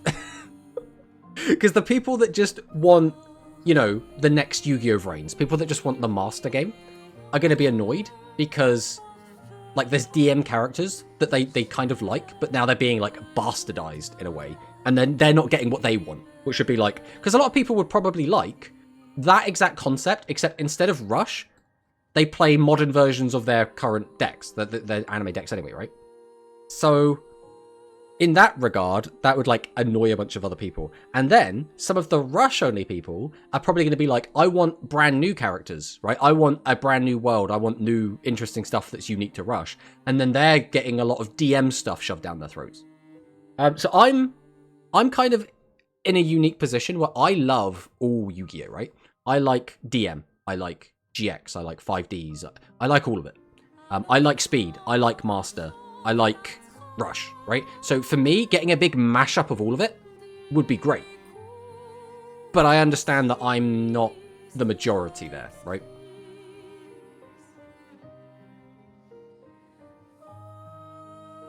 Alright, let's try and catch up with chat again. Slowly increase the age like they did with Go Rush, pre to post time skip. Yeah, I mean, that worked out quite well as well. So starting with teens, ending with young adults. It promotes nothing about the original game this way. It's fake. Quidle's adventures throughout the multiverse is Yu-Gi-Oh! 9. I would hate that. I would actually hate that. I don't like Quidle as a character. I don't like Quidle's deck, like, pretty much at all. I don't think he's a very interesting character, and I don't think he would carry a show as a protagonist. The gimmick could be multiverse, hinted at in Go Rush, where the pro tags use Synchro and Antag use Xyz, so cards that say levels don't work against Xyz, obviously. Are we talking about both Synchro and Xyz being introduced into Rush, or are we talking about having it be Master again? Since Go Rush was the deeper exploration of the fusions, it would be cool if we had an anime focused on rituals. I mean, that's the other, like, easy one, which is Ritual is a still kind of new mechanic. You could just release a Rush anime with rituals being the main gimmick, and then introduce other gimmicks as you go on, right? That would work. Non-Rush players would get so mad at that, exactly. Again, fuck them. If you don't like something, don't watch it. I'd be all for the DM characters with Rush decks. I get the satisfaction of seeing the older characters play my favorite format, and the Yugi boomers getting pissed off by it. Well, that's the thing. I think a lot of Yugi boomers would like the Rush. In my mind, Rush is made for Yugi boomers. Yugi boomers are people that liked the way the game used to be, with all the old cards, right? Rush is, to a lot, you know, in a lot of ways, that. It's slightly updated, right? But you still have all the old cards that people used to like.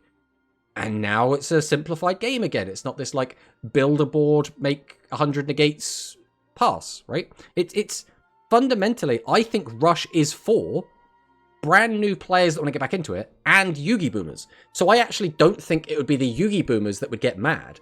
I think it would be the current Yu-Gi-Oh! Players. The people playing TCG right now. The people playing Master Duel right now. I think they're the ones that would get angry at it.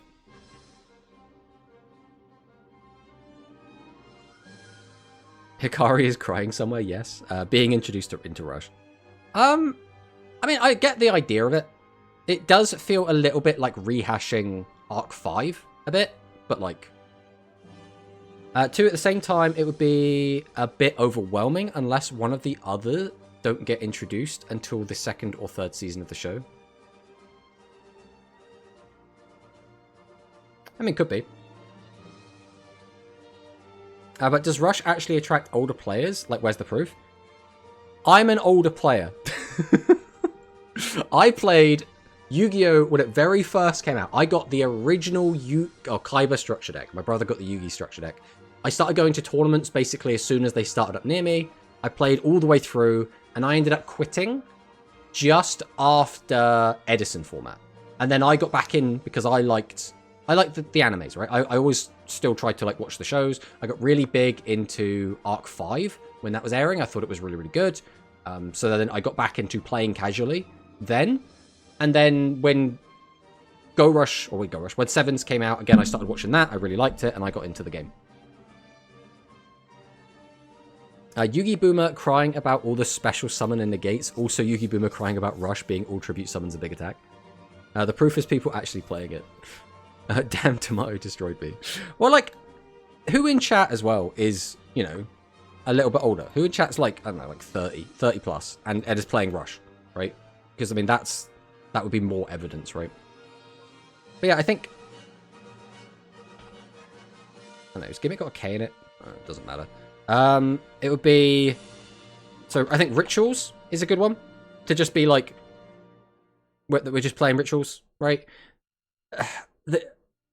If they were going to add another future mechanic, I would rather it was Synchro, I guess, compared to the others. But I don't think I would like it as much.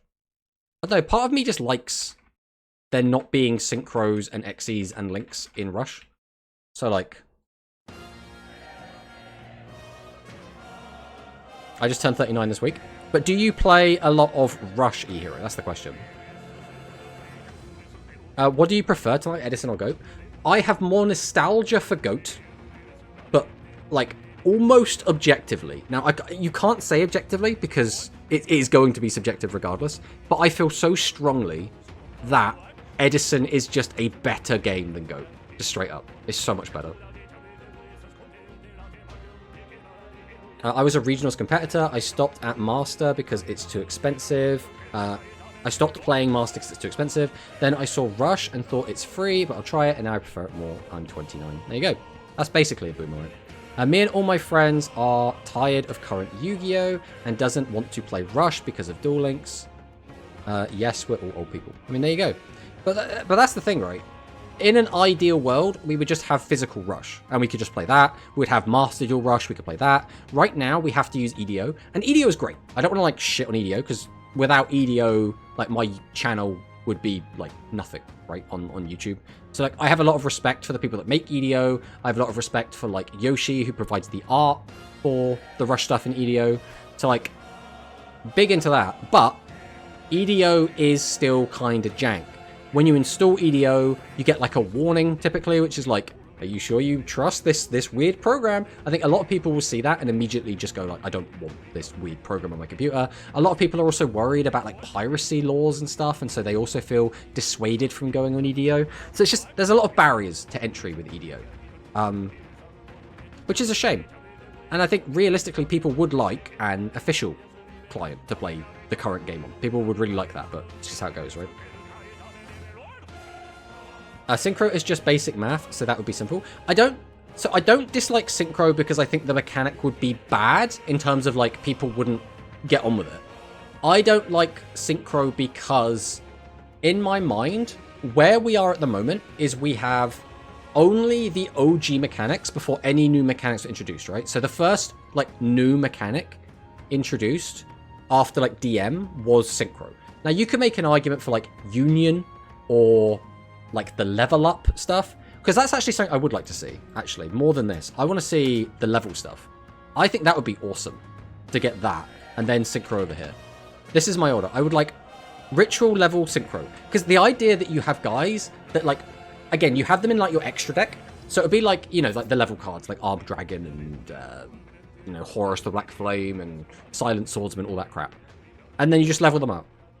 Bro stole my idea. I mean, to be fair, Manicist, this is a mechanic that exists in a ton of different games. Even Pokemon has effectively leveling up, right? It's just its evolution, and you have to do it from your hand, right? But, like, fundamentally, like, a lot of card games have this sort of mechanic in there already, so it's like, I don't know if we can call that.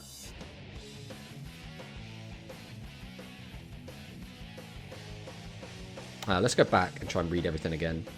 I'm definitely a Yu-Gi-Oh baby. I started playing in 2024. That's crazy. I started playing in like 2002 or something. Like something insanely old like that. That is extremely rude.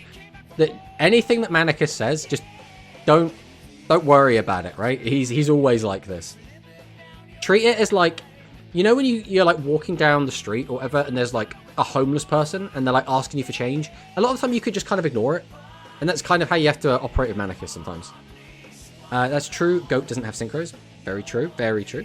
I personally hope the next mechanic is unique for Rush.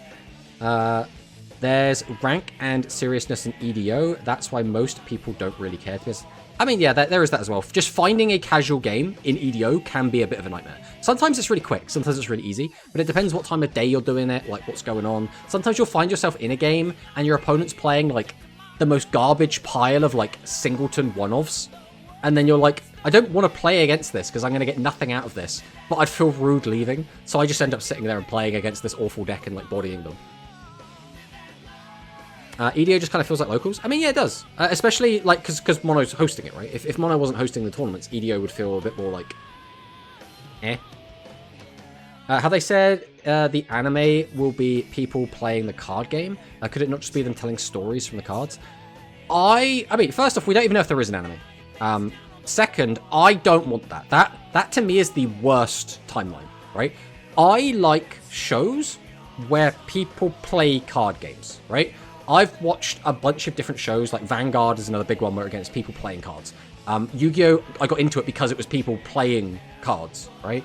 There's also been a couple of other anime I've watched over the years, which is, again, people playing the card game. And I love that. That's the thing I like. Like, I got big into the Shadowverse anime as well, because, again, it was people playing the card game. I don't want that to not be what's happening. But again, I would probably still watch it if that was the case. That's, to me, the worst. That's the lesser of evils, right, I guess? Well, lesser of evils. The lesser of goods. That's what I want the least out of everything we could get. Bro stole my idea. Level up extra deck. Of course, he mentions the Floodgate first. Fight me. What about Gemini type card where you can choose between the summon, activation, effect, or continuous? I mean, could be. But in a way, that's sort of just multi-choice effects on fusions, right? So it's like, imagine we get level up and then out of nowhere we get level 13 from the final boss. That could be pretty cool. I started playing Yu-Gi-Oh! Because of Master Duel. Game is that good. Master Duel was a weird one. Master Duel got a lot of my friends that had completely fallen out of Yu-Gi-Oh! To try it again. And they played it a bunch, and they only played it for like a couple of weeks, right? But it still got them to jump in, because it was just like free option that was just readily available on Steam. When Master Duel wants. Chat, did he call me a homeless person? I said you're like a homeless person. It's not quite the same thing. If I want to watch anime for yapping, I would be watching Monogatari. Which one's Monogatari? I know the name. 1 second. Is this Lover's War? No. Wait, what is this? Is this the weird one with like the toothbrushing thing? Is this the toothbrushing anime? I haven't watched it, in case you hadn't noticed. When is the Sevens Book Chronicle episode coming? Never! Finally a good idea. Brilliant idea. I mean, do we really want that? Monogatari is a huge series. Yeah, toothbrush lol. Yeah, that's what I know it for. I look at these characters and I'm like, I've seen someone brushing someone else's teeth in this. That is the thing I know.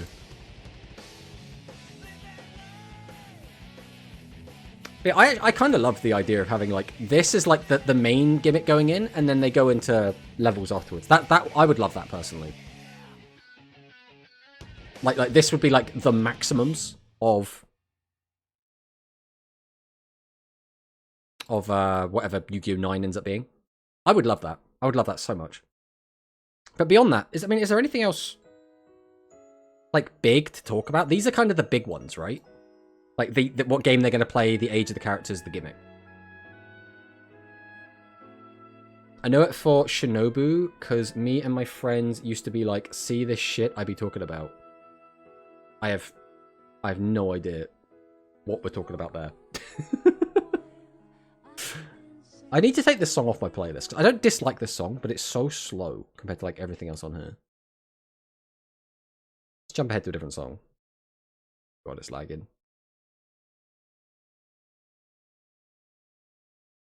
I wouldn't mind a Rush series akin to Arc V. Rookie character with a unique mechanic to him goes on adventures to learn the other mechanics and merge them with his own. I don't hate the idea of that, because I quite liked the idea of dimension hopping in Arc 5. It's just like, sometimes if something's a bit more grounded, people can get more invested in it easier. She's a very stereotypical lolly type character. I see, I see.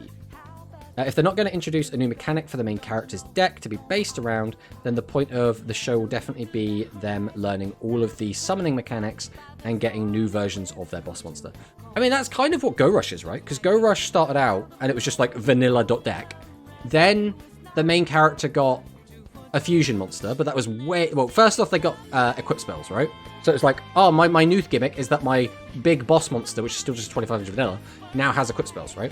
Then it became fusions when the Lu got introduced. Then we got maximums when Phaser got introduced. And again, Udius's deck just got maximums. And then eventually it got the darkness fusions, I guess. You could call that an upgrade. And then it was rituals, right? So his deck just kind of upgraded as he went. Some would say she's the face of the stereotypical lolly character. I see.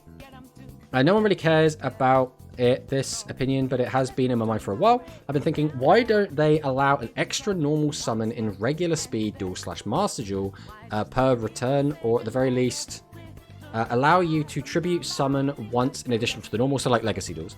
I feel like it would open up more gameplay options, somewhat of a counter to special summon spamming. Does it offer... Because the thing that happens right now is you're able to put very powerful effects on normal summons because you kind of hard lock it to only being once per turn. So, like, it kind of is a balancing mechanism. I don't know if it adds a counter to special summon spamming, because, like, every deck special summon spams, right? Like, what decks don't? Like, blue, maybe? All the old cards are not designed this way. It would break the game. Yeah, I personally don't know if it would work. I don't want to like just be like, oh, that just wouldn't work. It would just be awful, because I don't know that. I'm open to the idea of it. I just don't see it working well. That's kind of how I look at it. Every card can be a one-off starter to make a broken board. More opportunities to do one-card combos would just be rough for the game. I suppose, like, in a weird way, you would get to do 2 one-card combos, right? If you got like 2 starters in hand, you can now do the whole combo with one, and then a whole combo with another card, theoretically. Ice Rizio is already a broken card. Imagine you could normal Lacrima after that. You want more normal summons, could tempt you to play Rush Duel. I mean, yeah. Rush Duel. Although, Rush Duel, again, we're starting to get there in Duel Links with, like, combos, but, like, we still don't really have big combos. We just kind of have, like, synergies almost, more than anything else.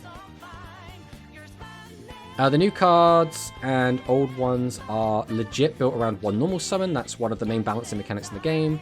The Knight are Goblin.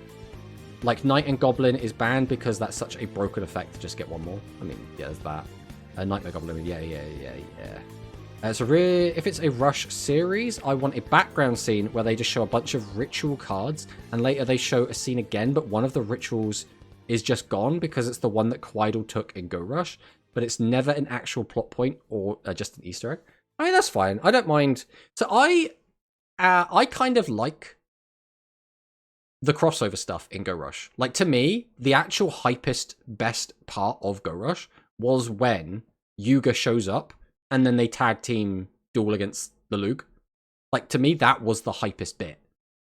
And that is entirely fan service. That is entirely cameo, right? But I love it so much. That was just like the best part of that entire show for me. We already have a Rush format to do the extra summon Yu-Gi-Oh! People just refuse to try it. I mean, there's that as well. But again, it's very different, right? What do you mean by that? There's so many negates in the game, though, right? Are we talking about Rush? Because there definitely aren't in there. Like, Brogy, how broken Orcus would have been with 2 normals. Or just that, you just always have full combo, right? No matter what. There's no negates in Rush, there's no negates in Rush. I think Rush Duel is cool, but they should experiment with it in the normal game. I mean, yeah, they're fundamentally two different things. I mean, we sort of have that of Legacy duels, right? Guys, what's a negate? I mean, we have, like, a negate in Rush, right? I think we have one negate. It's just not in Duel Links.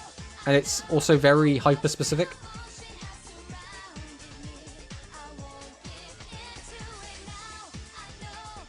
Guys, sure, it's that legendary card called Barrier Statue or something like that. No, that's a floodgate. That's not a negate. What are you talking about? No, I mean speed. They can just negate one of your normals at the very least. Yeah, but that's why you have extenders, right? Like if you play a deck that loses to your normal summon getting negated, typically that means you're playing a very rogue deck, a very non-competitive deck. That's usually what separates good decks from bad decks.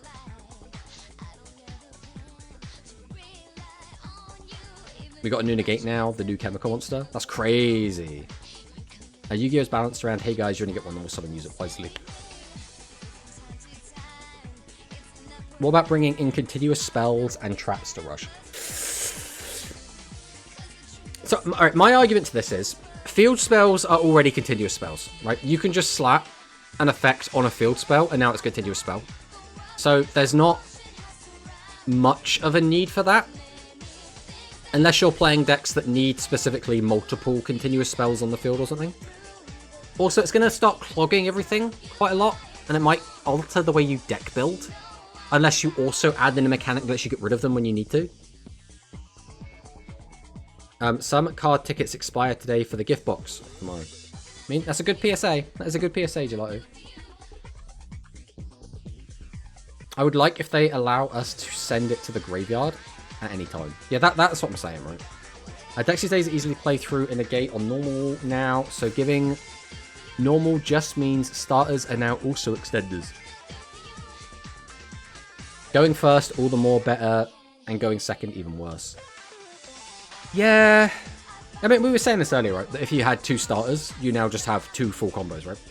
Now, with 3 zones is a little risky, but if they're good enough, then it's worth a try. I mean, yeah. I think there's lots of different things we could try. The question is going to be which ones would, like, stick. Because, like, I think when Konami introduced equip spells into Rush, they felt like it was going to be this, like, huge thing. Guys, new mechanic, equip spells, crazy. And then, like, in actuality, it didn't really affect much, right?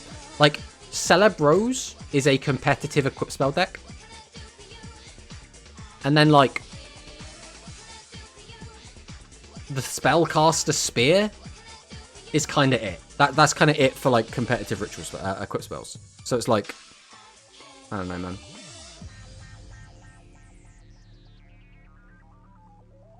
Allow 1 tribute so that you can see people actually use some of those old cards that require a tribute. The thing is, if it's an old card, it's probably not very good. That's the other issue, right? It's unfortunate. Because Yu-Gi-Oh! Finds itself in a weird spot where it simultaneously has a bunch of old cards that are technically legal, but also are power crept so hard that there is no reason to ever play them, right? And it's a shame. It is a shame. New mechanic, allow turn 2 player to kaiju once. What, you just, like, get it for free? That would be pretty interesting. You get to remove just one piece of interruption on your opponent's board. Yeah, unironically, would be funny. I could see, like, a gimmick tournament doing that. No one is using those older cards, though, because they're outdated, or they will use it to just, because it's a floodgate. Yeah, the best you'll get is if a card gets, like, a retrain or something, and they want you to use the old version of the card, they'll make some broken or some, like, very specific card that will let you summon it for free, right? Shaman Bandits use double Nyx Caliber sometimes, but yeah. Yeah, but you're saying that, like, Shaman Bandits is a real deck.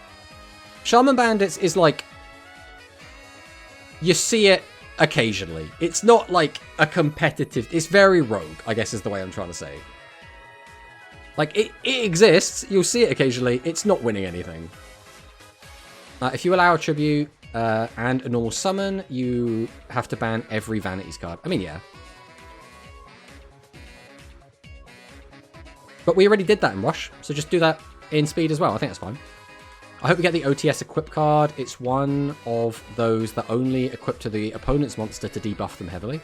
I mean, that's a cool idea, right? Kind of like the masks from DM, like Mask of Restrict, Mask of Weakness, all that sort of stuff. I guess Mask of Weakness was a trap card, so it's not really the same thing.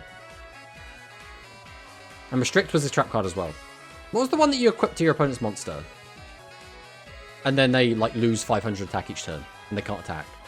I can't remember what that spell card was called. Monarch Bros, we're so back, even in modern Yu-Gi-Oh! Shaman Bandit's got top 4 in Ragnarok. Yeah, but I mean, do we even count that? Like, I don't know, man. Red cards in Rush would be cool. Make like Evo versions of bosses or something.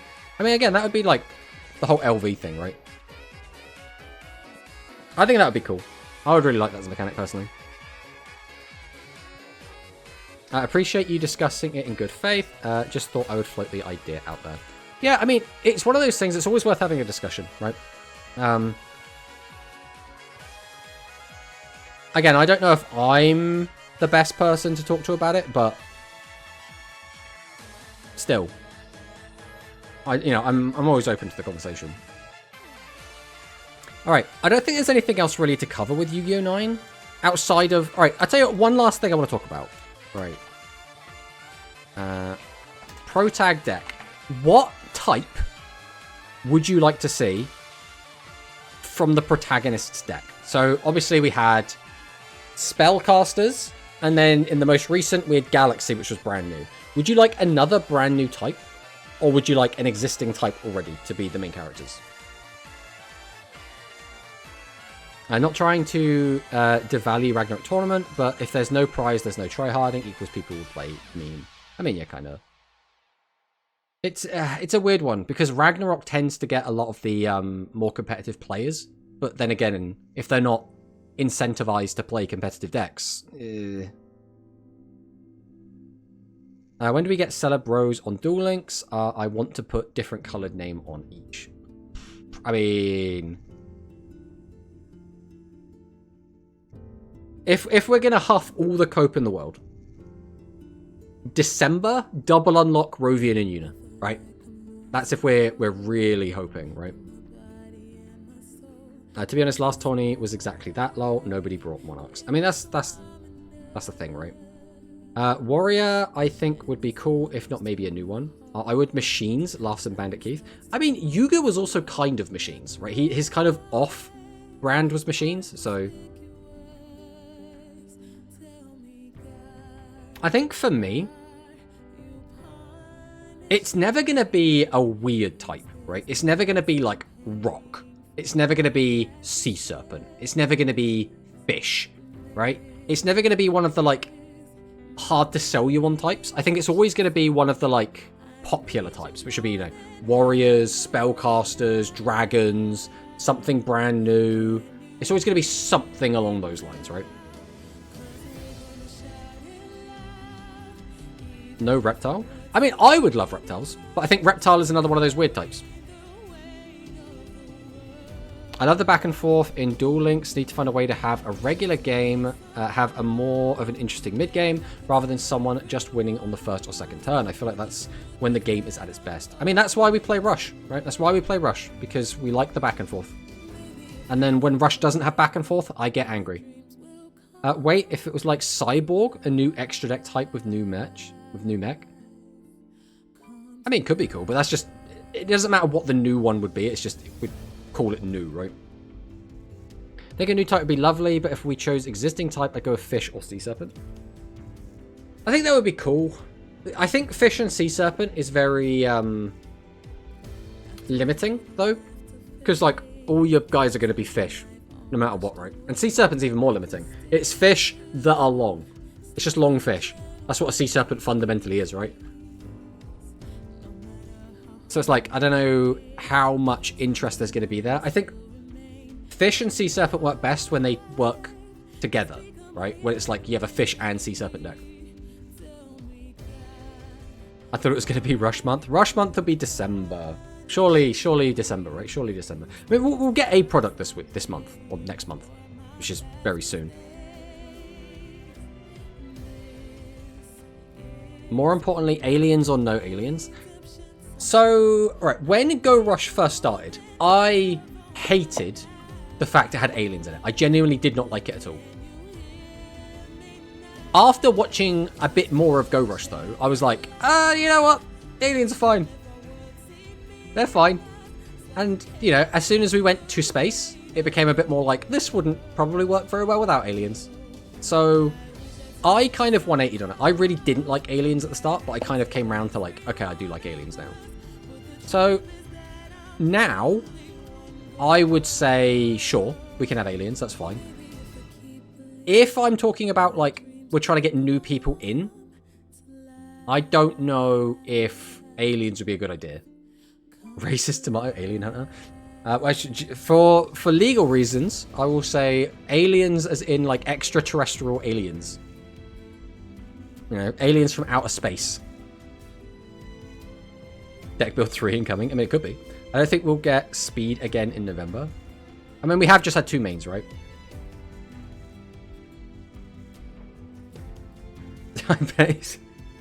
I know that's not a slur. I still don't want to read it out loud. That's like how cautious I am of that. We already know the schedule for November. Yeah, they've already kind of like told us, right? We come back over here. Oh, look, Kikari again. Where was it? November coming updates. So we kind of know what we're getting, right? 14th to the 17th, we're getting the bingo. Return mid-November, return of the Rare Hunters Marek Ishtar. Late November, action dual PvP event. So yeah, we kind of know everything we're getting. We can get a box. Oh, we can get a box, but there probably won't be like an event, right? Because the weird part is that it's like speed event, speed event, speed event, right? And that's fine because we just finished a rush event. I guess we're now in a speed event. Like the rush event finished a little while ago at this point. But it's kind of a bit disheartening to have like no rush in here at all. It's just like speed, speed, speed, speed. But you know, it is what it is. But for me, 5 speed, 1 rush, yeah. I don't know. I don't know what type I'd want. In an ideal world, I'd like it to be a weird one. I think rock would be really cool, but I don't think it would be rock. So, I kind of like machine. I like the idea that the main character just plays like a straight up machine deck. I think that would be really cool. If not machine, I think warrior would be a cool secondary. And then if not warrior, I think new type. I think that's what I would like. That's my order. Will be rush in November. I mean, we're going to get something rush in November. I would be shocked if we didn't get something in November. But it's like, what is it going to be? Right?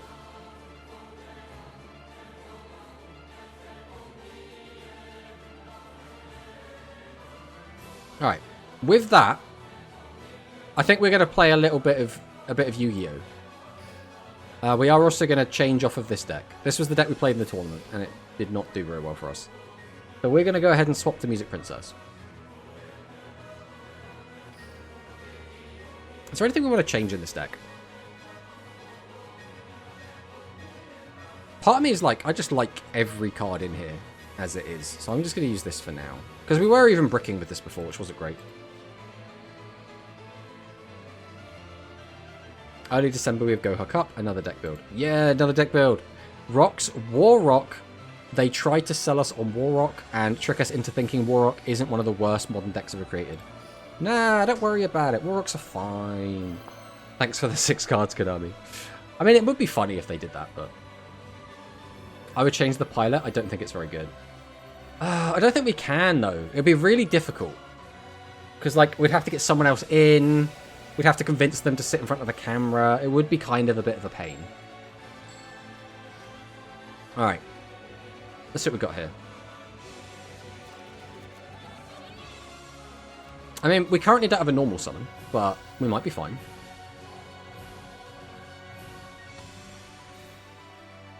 Okay.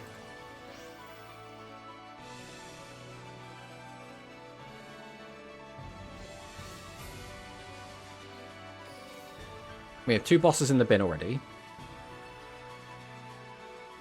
We're just going to shotgun a fusion. I'm just going to tribute set. I'm guessing that's probably another boss then in hand. Right, there's Boton. We'll start out with Pog. No delay. Do we shotgun Curse? It's probably best not to. We should probably use it after we summoned.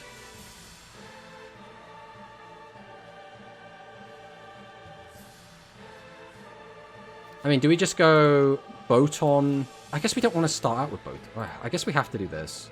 The issue is, I don't want to make a big play until we've seen if he has a trap card. Because, like, using this, and then him just using Shady and flipping back down just kind of sucks.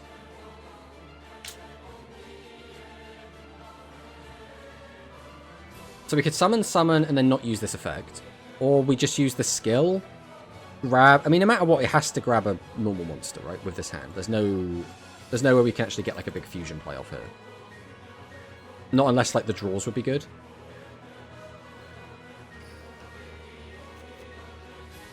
Right, we'll summon. Okay, no delay there. Let's go for Digisoon and see what happens. There is a delay.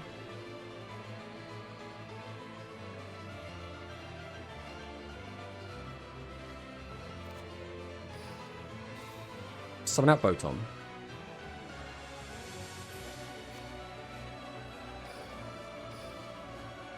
Tribute over this. Summon out Ensemble.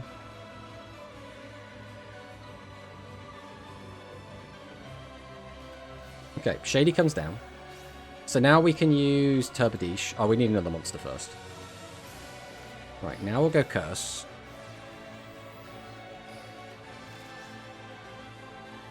So we can use this to flip one of them back up. We still don't have access to Fusion.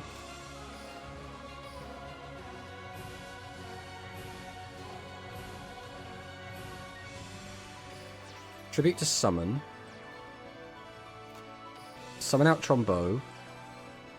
Activate Turbadish. Put this back in hand and this back in hand. Activate Trombeau.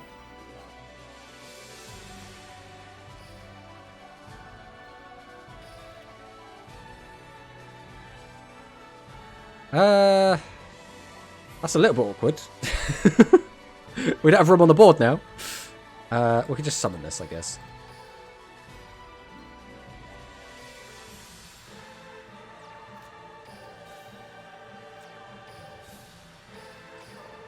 I'll just swing with this. There might have been a better way to do this.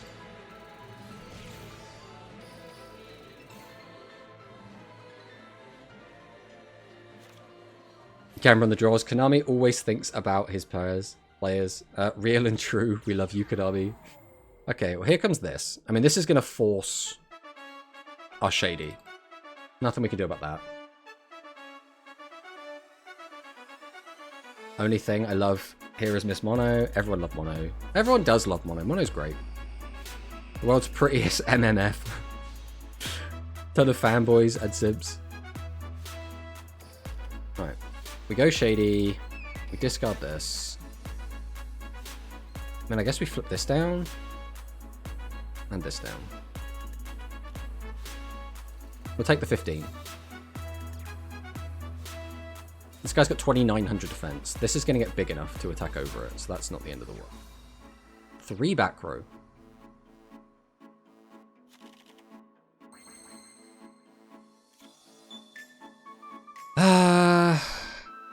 Turn use normal summon this card. So this is not currently live. I could just tribute over 2, then use Ballet.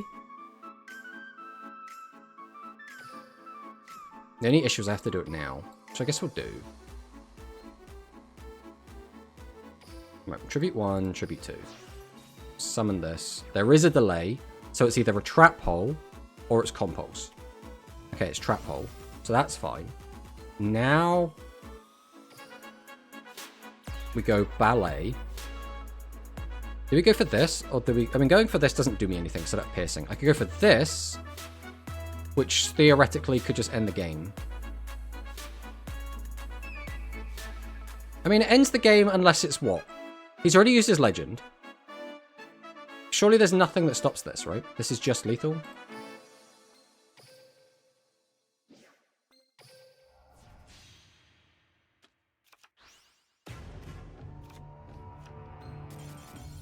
Alright. Full Orchestra and Curse for flip. The thing is, like, what trap card could he have had to stop me? After seeing the Legend, he had no cards in hand, and we just didn't summon anything anyway. And the only trap, like, theoretically he could have used to stop me would have been... I mean, Slime doesn't do anything. He had no room to use Riding. So, like, I don't think there was any risk in doing what we did there.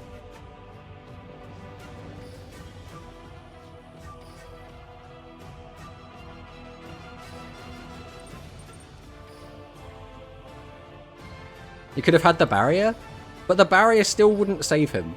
He would still die. Bind? But again, we'd have a 5,000 piercer attacking a non-tribute monster. So like, let's give him the benefit of the doubt, right? He's got, I don't know, a 1,400 defender. We've got a 5,000 attacker. We've just taken 2 monsters out of our graveyard. I think we still win when he's on 18. Win streak 4? Whoa. Wait, we changed our mat. It hasn't updated. We'll have to change that again in a minute.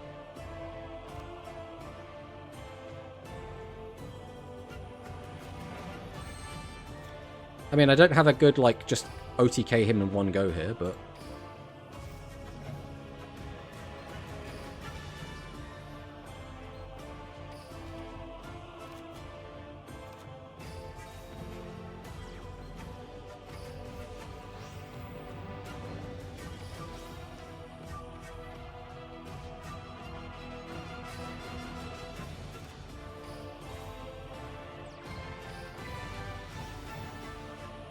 I mean, you still just got, like, next to no attack, so we'll just send that. We don't have 5 engrave. I can't get 5 engrave. I can get 4 engrave. So that's not going to work.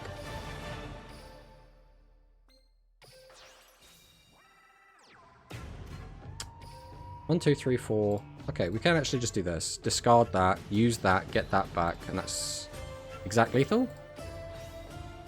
I'm not gonna lie, I forgot I could use that when you didn't have back row.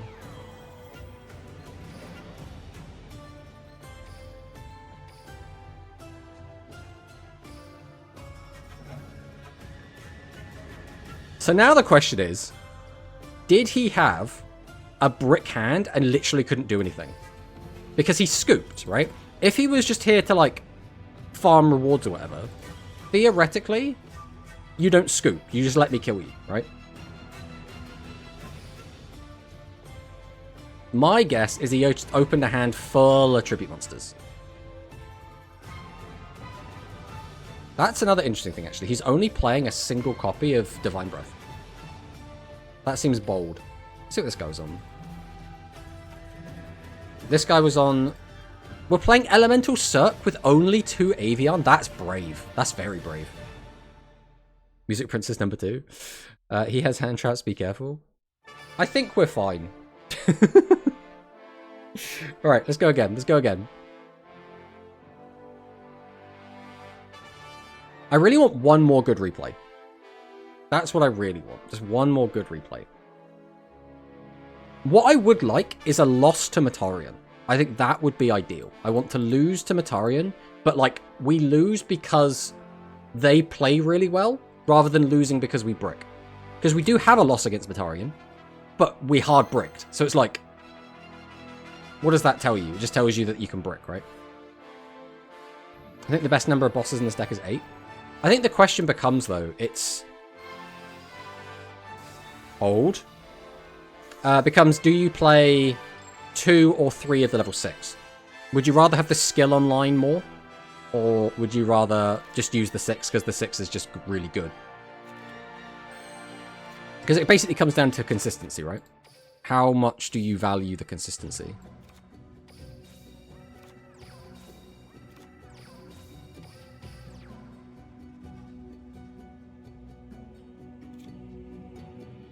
Is this guy's name, please SD like? Is that the, like, the name people use to try and get people to get likes on Legacy?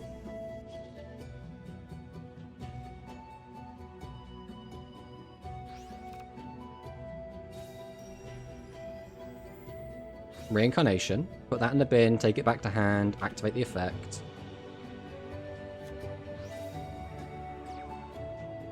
I will allow this. You may have your draw 2. I'd really like it if you didn't draw a Iron Onslaught. Okay, that's fine.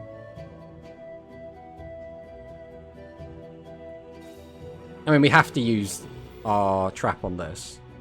It just comes down to, are we going to draw another boss? I still think we have to use the trap. If we don't draw a boss, though, we're going to look really silly, but... Whoop. Someone's name is any variation of gimme like, I report them for slow play. Alright, 1 back row. See, this is why I don't like COG, bro. Because this happens so often. People are like, oh, no, I'm done. And it's like, you have nothing to lose, right? You have nothing to lose. There's no reason not to. If you find yourself in an unfavorable situation, it's like, peace. Let's take a look at what the deck was. Oh, single leading actor. We've got Riding. And this looks fairly standard. I can play with you one. I mean, at this point, it shouldn't be too hard to snipe.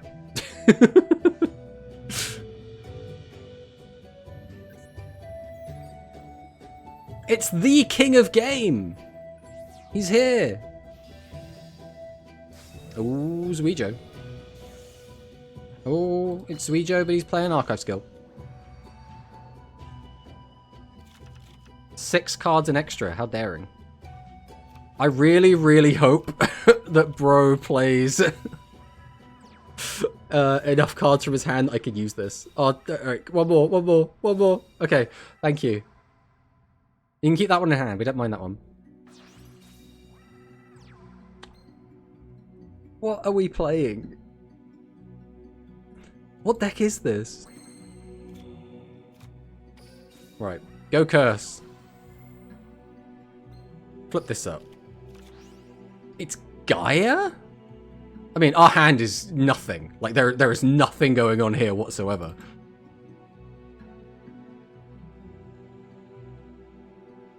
Ah. Alright, yep.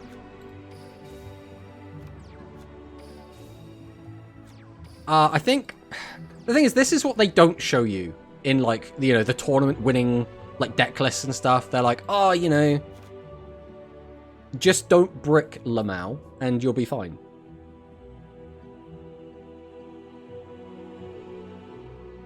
Right, how fucked are we? So if he has Gaia in hand... Oh, Christ, there we go. So we're gonna fuse into the piercing one. That means I take 21.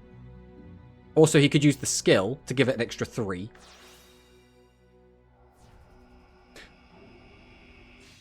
Do we have another battle tested? If we have another battle tested, I am super dead.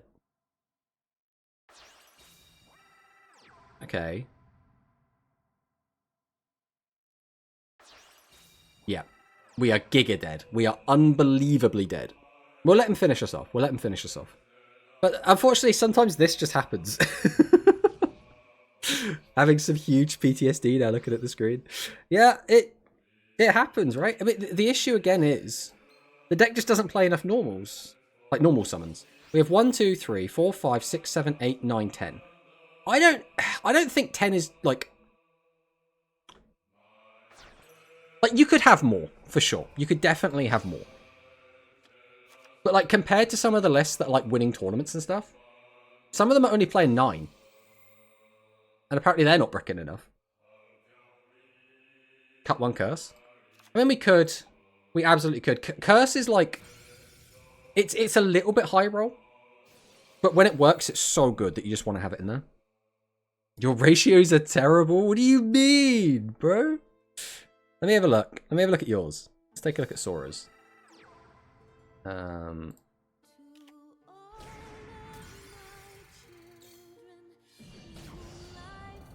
you are actually playing more thingies. Oh, you don't have any curse at all. You have 2 more normal summons than I do. Either cut curse or shady. Why? Why would we do that? That seems like a bad idea. I think we will cut something here. Because like a lot of the decks that are like winning tournaments are on between like 9 and 11. I think we'll cut this for sure. I don't think we need 3.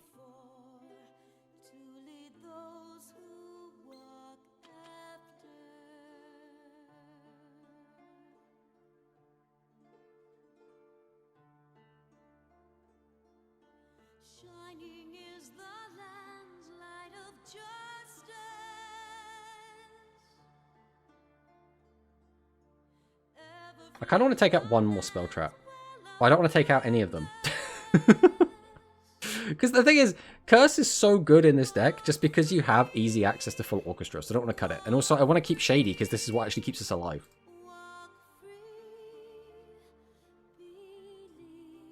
Listen, don't you like looking at your own deck, Sora?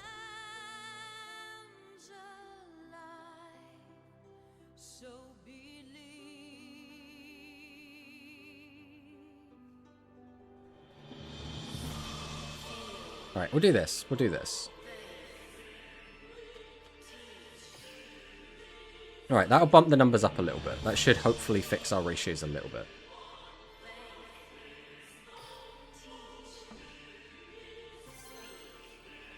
How many was hit on?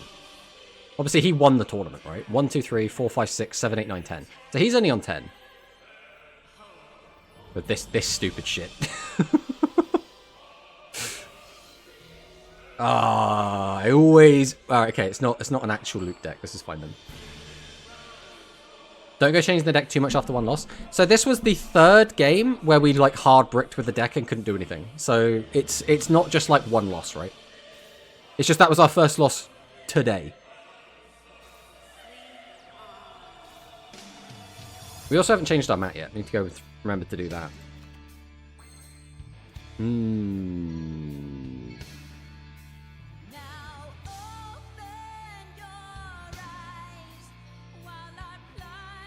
Two cards in hand. Chances are he has a Shady, so going for like a big play is probably not worth it. So I don't think going for Fusion is going to be super useful. So we're going to go Breath. We are just going to grab out the Boton. We'll summon Boton.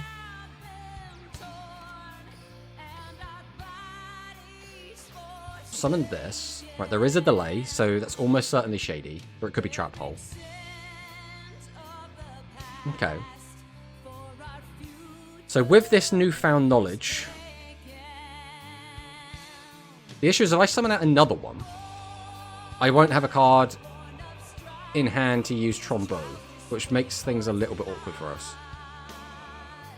The alternative I could do is just summon out Trombo and see what he does. So I'll summon Trombo. Okay.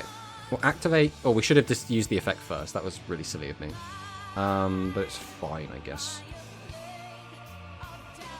We'll send this.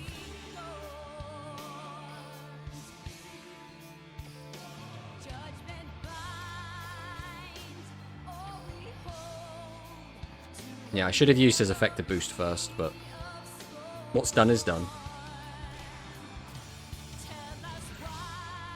So this is probably just Hero, right? No Quantum Rush? Why? Oh, of course there's not. Of course there's not. A new speed box literally just dropped. Of course there's not a Quantum Rush. That makes me sad, though. That does make me sad. Oh, no. I'm not happy about that being gone, but I'd rather have this one.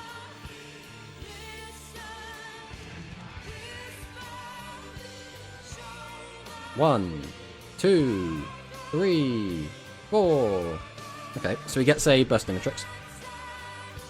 Cubes betrayed us! Well, we understand why, right? Quantum obviously still does focus more on speed. That's why we only have 1 rush tournament, but like 4 speed tournaments. I was going to play my new deck, rip. Yeah, the other issue is I don't think there's a Galaxy Rush this week, right? And then there also probably isn't a Rush Duel Grand Prix either. But, to be fair, we have had 2 really good Rush tournaments this week anyway. Right? We had Dynasty and then we had Cloudy, so we can't be too bombed out, but...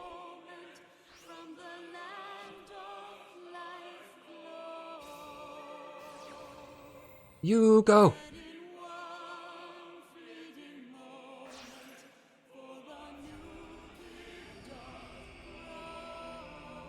Quantum is Mun guy? You mean one guy or money guy or? Right, we'll send this.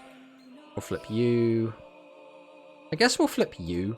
So I don't care if like this now has more defense, right? We just effectively raised it by 200.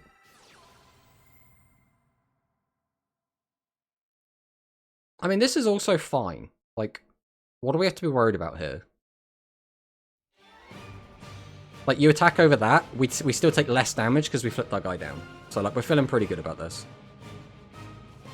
We just need to make sure we draw a boss. If we don't draw a boss, that's where this starts to fall apart a little bit. Speed give more money for him. I think he just likes speed as well. Like, there's nothing wrong with liking speed. Well,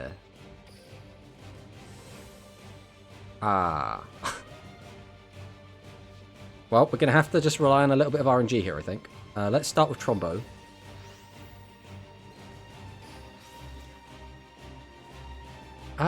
Is there any reason to change the battle position of the monster right now? I guess.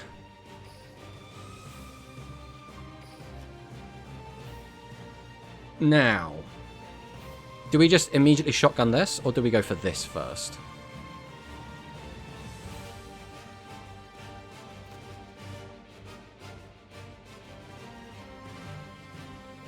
Alright, we'll go Curse. So I think I just need the draws to make an informed decision. Let's just flip this up. Oh, of course I don't get the draws. I don't know why I thought that was going to work. I was just full dum-dum there. Okay, he has the trap card. This is what we wanted to know before we did this play. And we've just got nothing anyway. Okay, so it wouldn't have mattered anyway. We were still always just kind of screwed here. Well.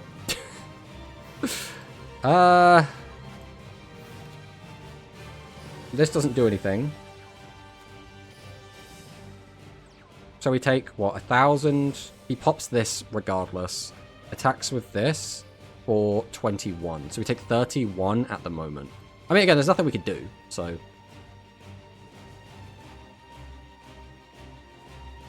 Straight Pierce just wins. How would Straight Pierce win? If we don't have a boss monster to summon. And we have no way to get to a boss.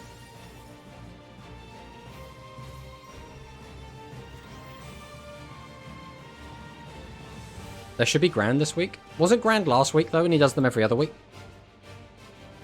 Tomato weekly when?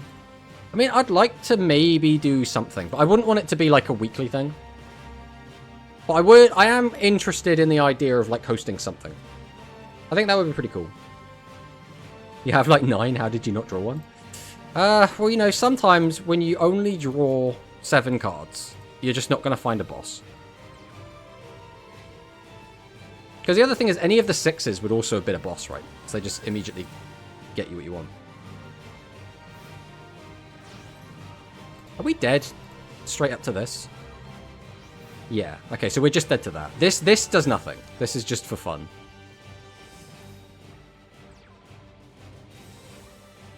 One tournament every 5 years.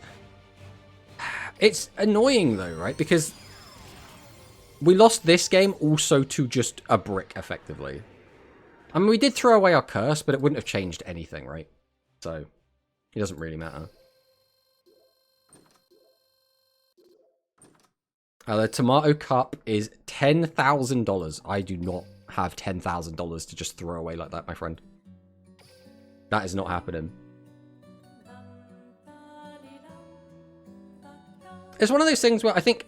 hosting a tournament without a prize is only worth it if it's a gimmick tournament, right? If there is a silly gimmick on the event and you want people to not crazy try hard it, you want them to just have fun. I think a prize disincentivizes fun and incentivizes tryharding, right? So there's that. So I always think you should have a prize regardless, but like it's not going to be an insane prize. I'll tell you that right now. Probably like $10. I think it's so hard to get people to play in a tournament that doesn't have a prize. Like, unless there's another reason for doing it. Like, the fun is that it's a gimmick tournament, right?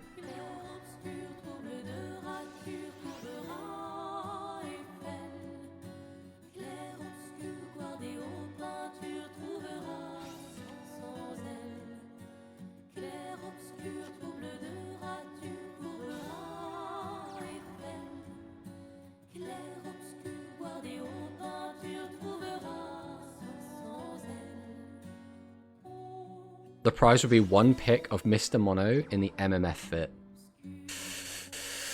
I don't think Mono would be down with that, though.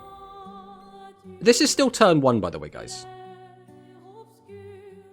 We're just still going. We're just still going. Did he use the skill?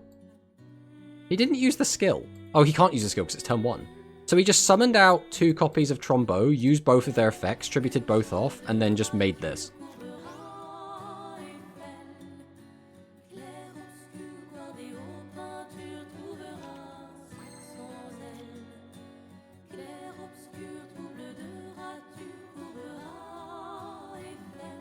So we grab the little guy, we just go for a fusion?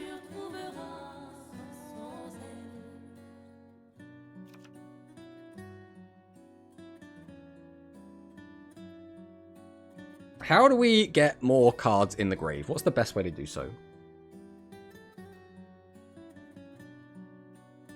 Alright, either way, I think we do this.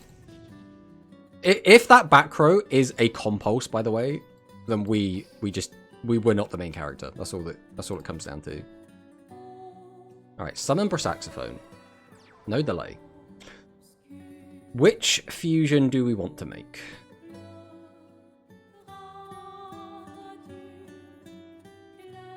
We probably make this one.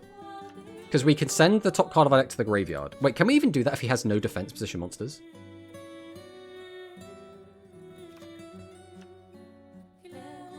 Doing that won't get another one into the graveyard either way. Popping the back row is probably like just the best thing we can do right now, I think.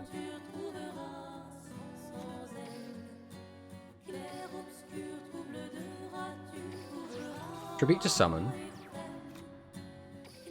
Summon Boton. Activate Fusion.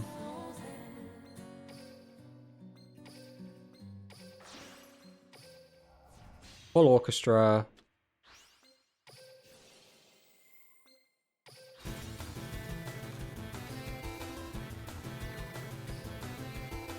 I think this is probably the best. I mean, maybe we shouldn't have set that, because there's a good chance that he's just gonna kill us with that. Because if we didn't set this, if he made the fusion, it couldn't gain any attack, so we'd have to crash. And we'd also still just have Princess Battle Ballet. So I think setting this was just a mistake, straight up. Like, literally no reason to do it at all. Adds Boton. Fusion's already in the graveyard. Is he playing 2 Fusion?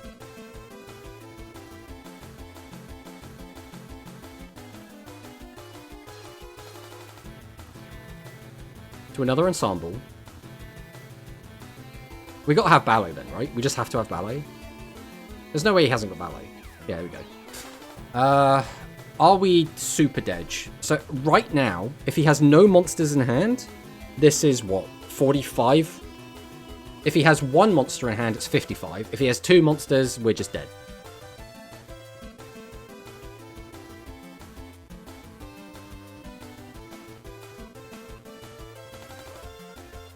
Was there anything else we could have done? Or was this just like, we were always destined to lose? There was literally nothing we could have done here. Oh Christ, how much is this now? So we go down to 900. He's going to have a grand total of 7,000, so we're just dead. We are just dead. Was there another play we could have made? Like, the only other thing we could have done would have been just leave a bunch of guys in defense, right? Obviously knowing that he has a piercer on board. So we wouldn't have cleared it, so we would have just had a 3000 piercer. He also, like, now we know he would have got into this, which would have done nothing because he doesn't have straight pierce. So we would have just had to deal with a 3000 piercing monster. That's it. I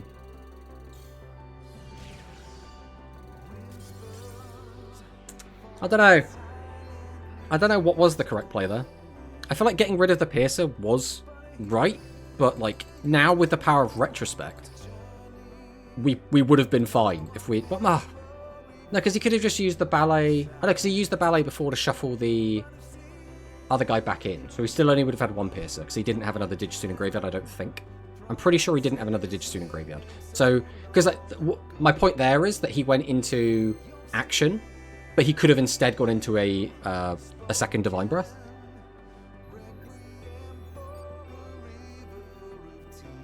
It comes down to if he had a Digistune in graveyard, we were probably cooked either way. If he didn't, then we should have just probably set a bunch of stuff. But then we would have ended with 2 bosses in hand, which is also not great. I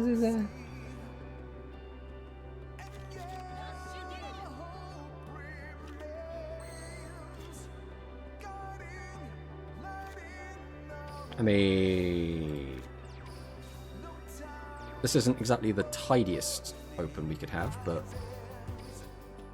I think we have to do this.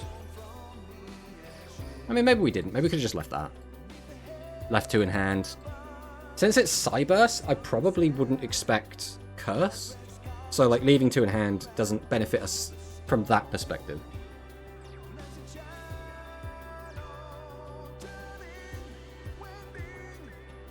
Set 2. Okay. Okay, I'm with you. I'm on board.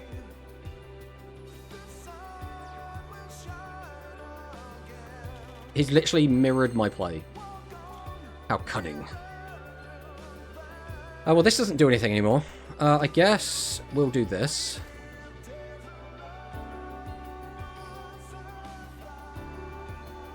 Go ahead and grab this.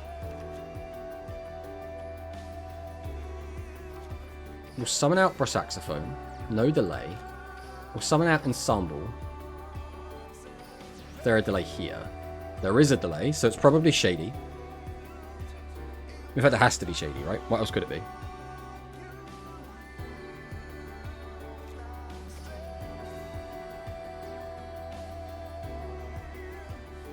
Okay. So at the moment we have 2. I could just tribute this out over the set guy. And that puts me in a really good position, I think. So we'll do this. We'll do Fusion now. We go 1, we go 2. Summon the full orchestra.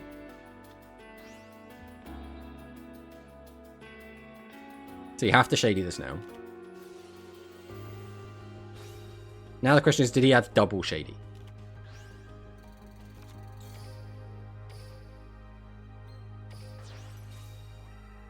Right, doesn't look like it's double Shady.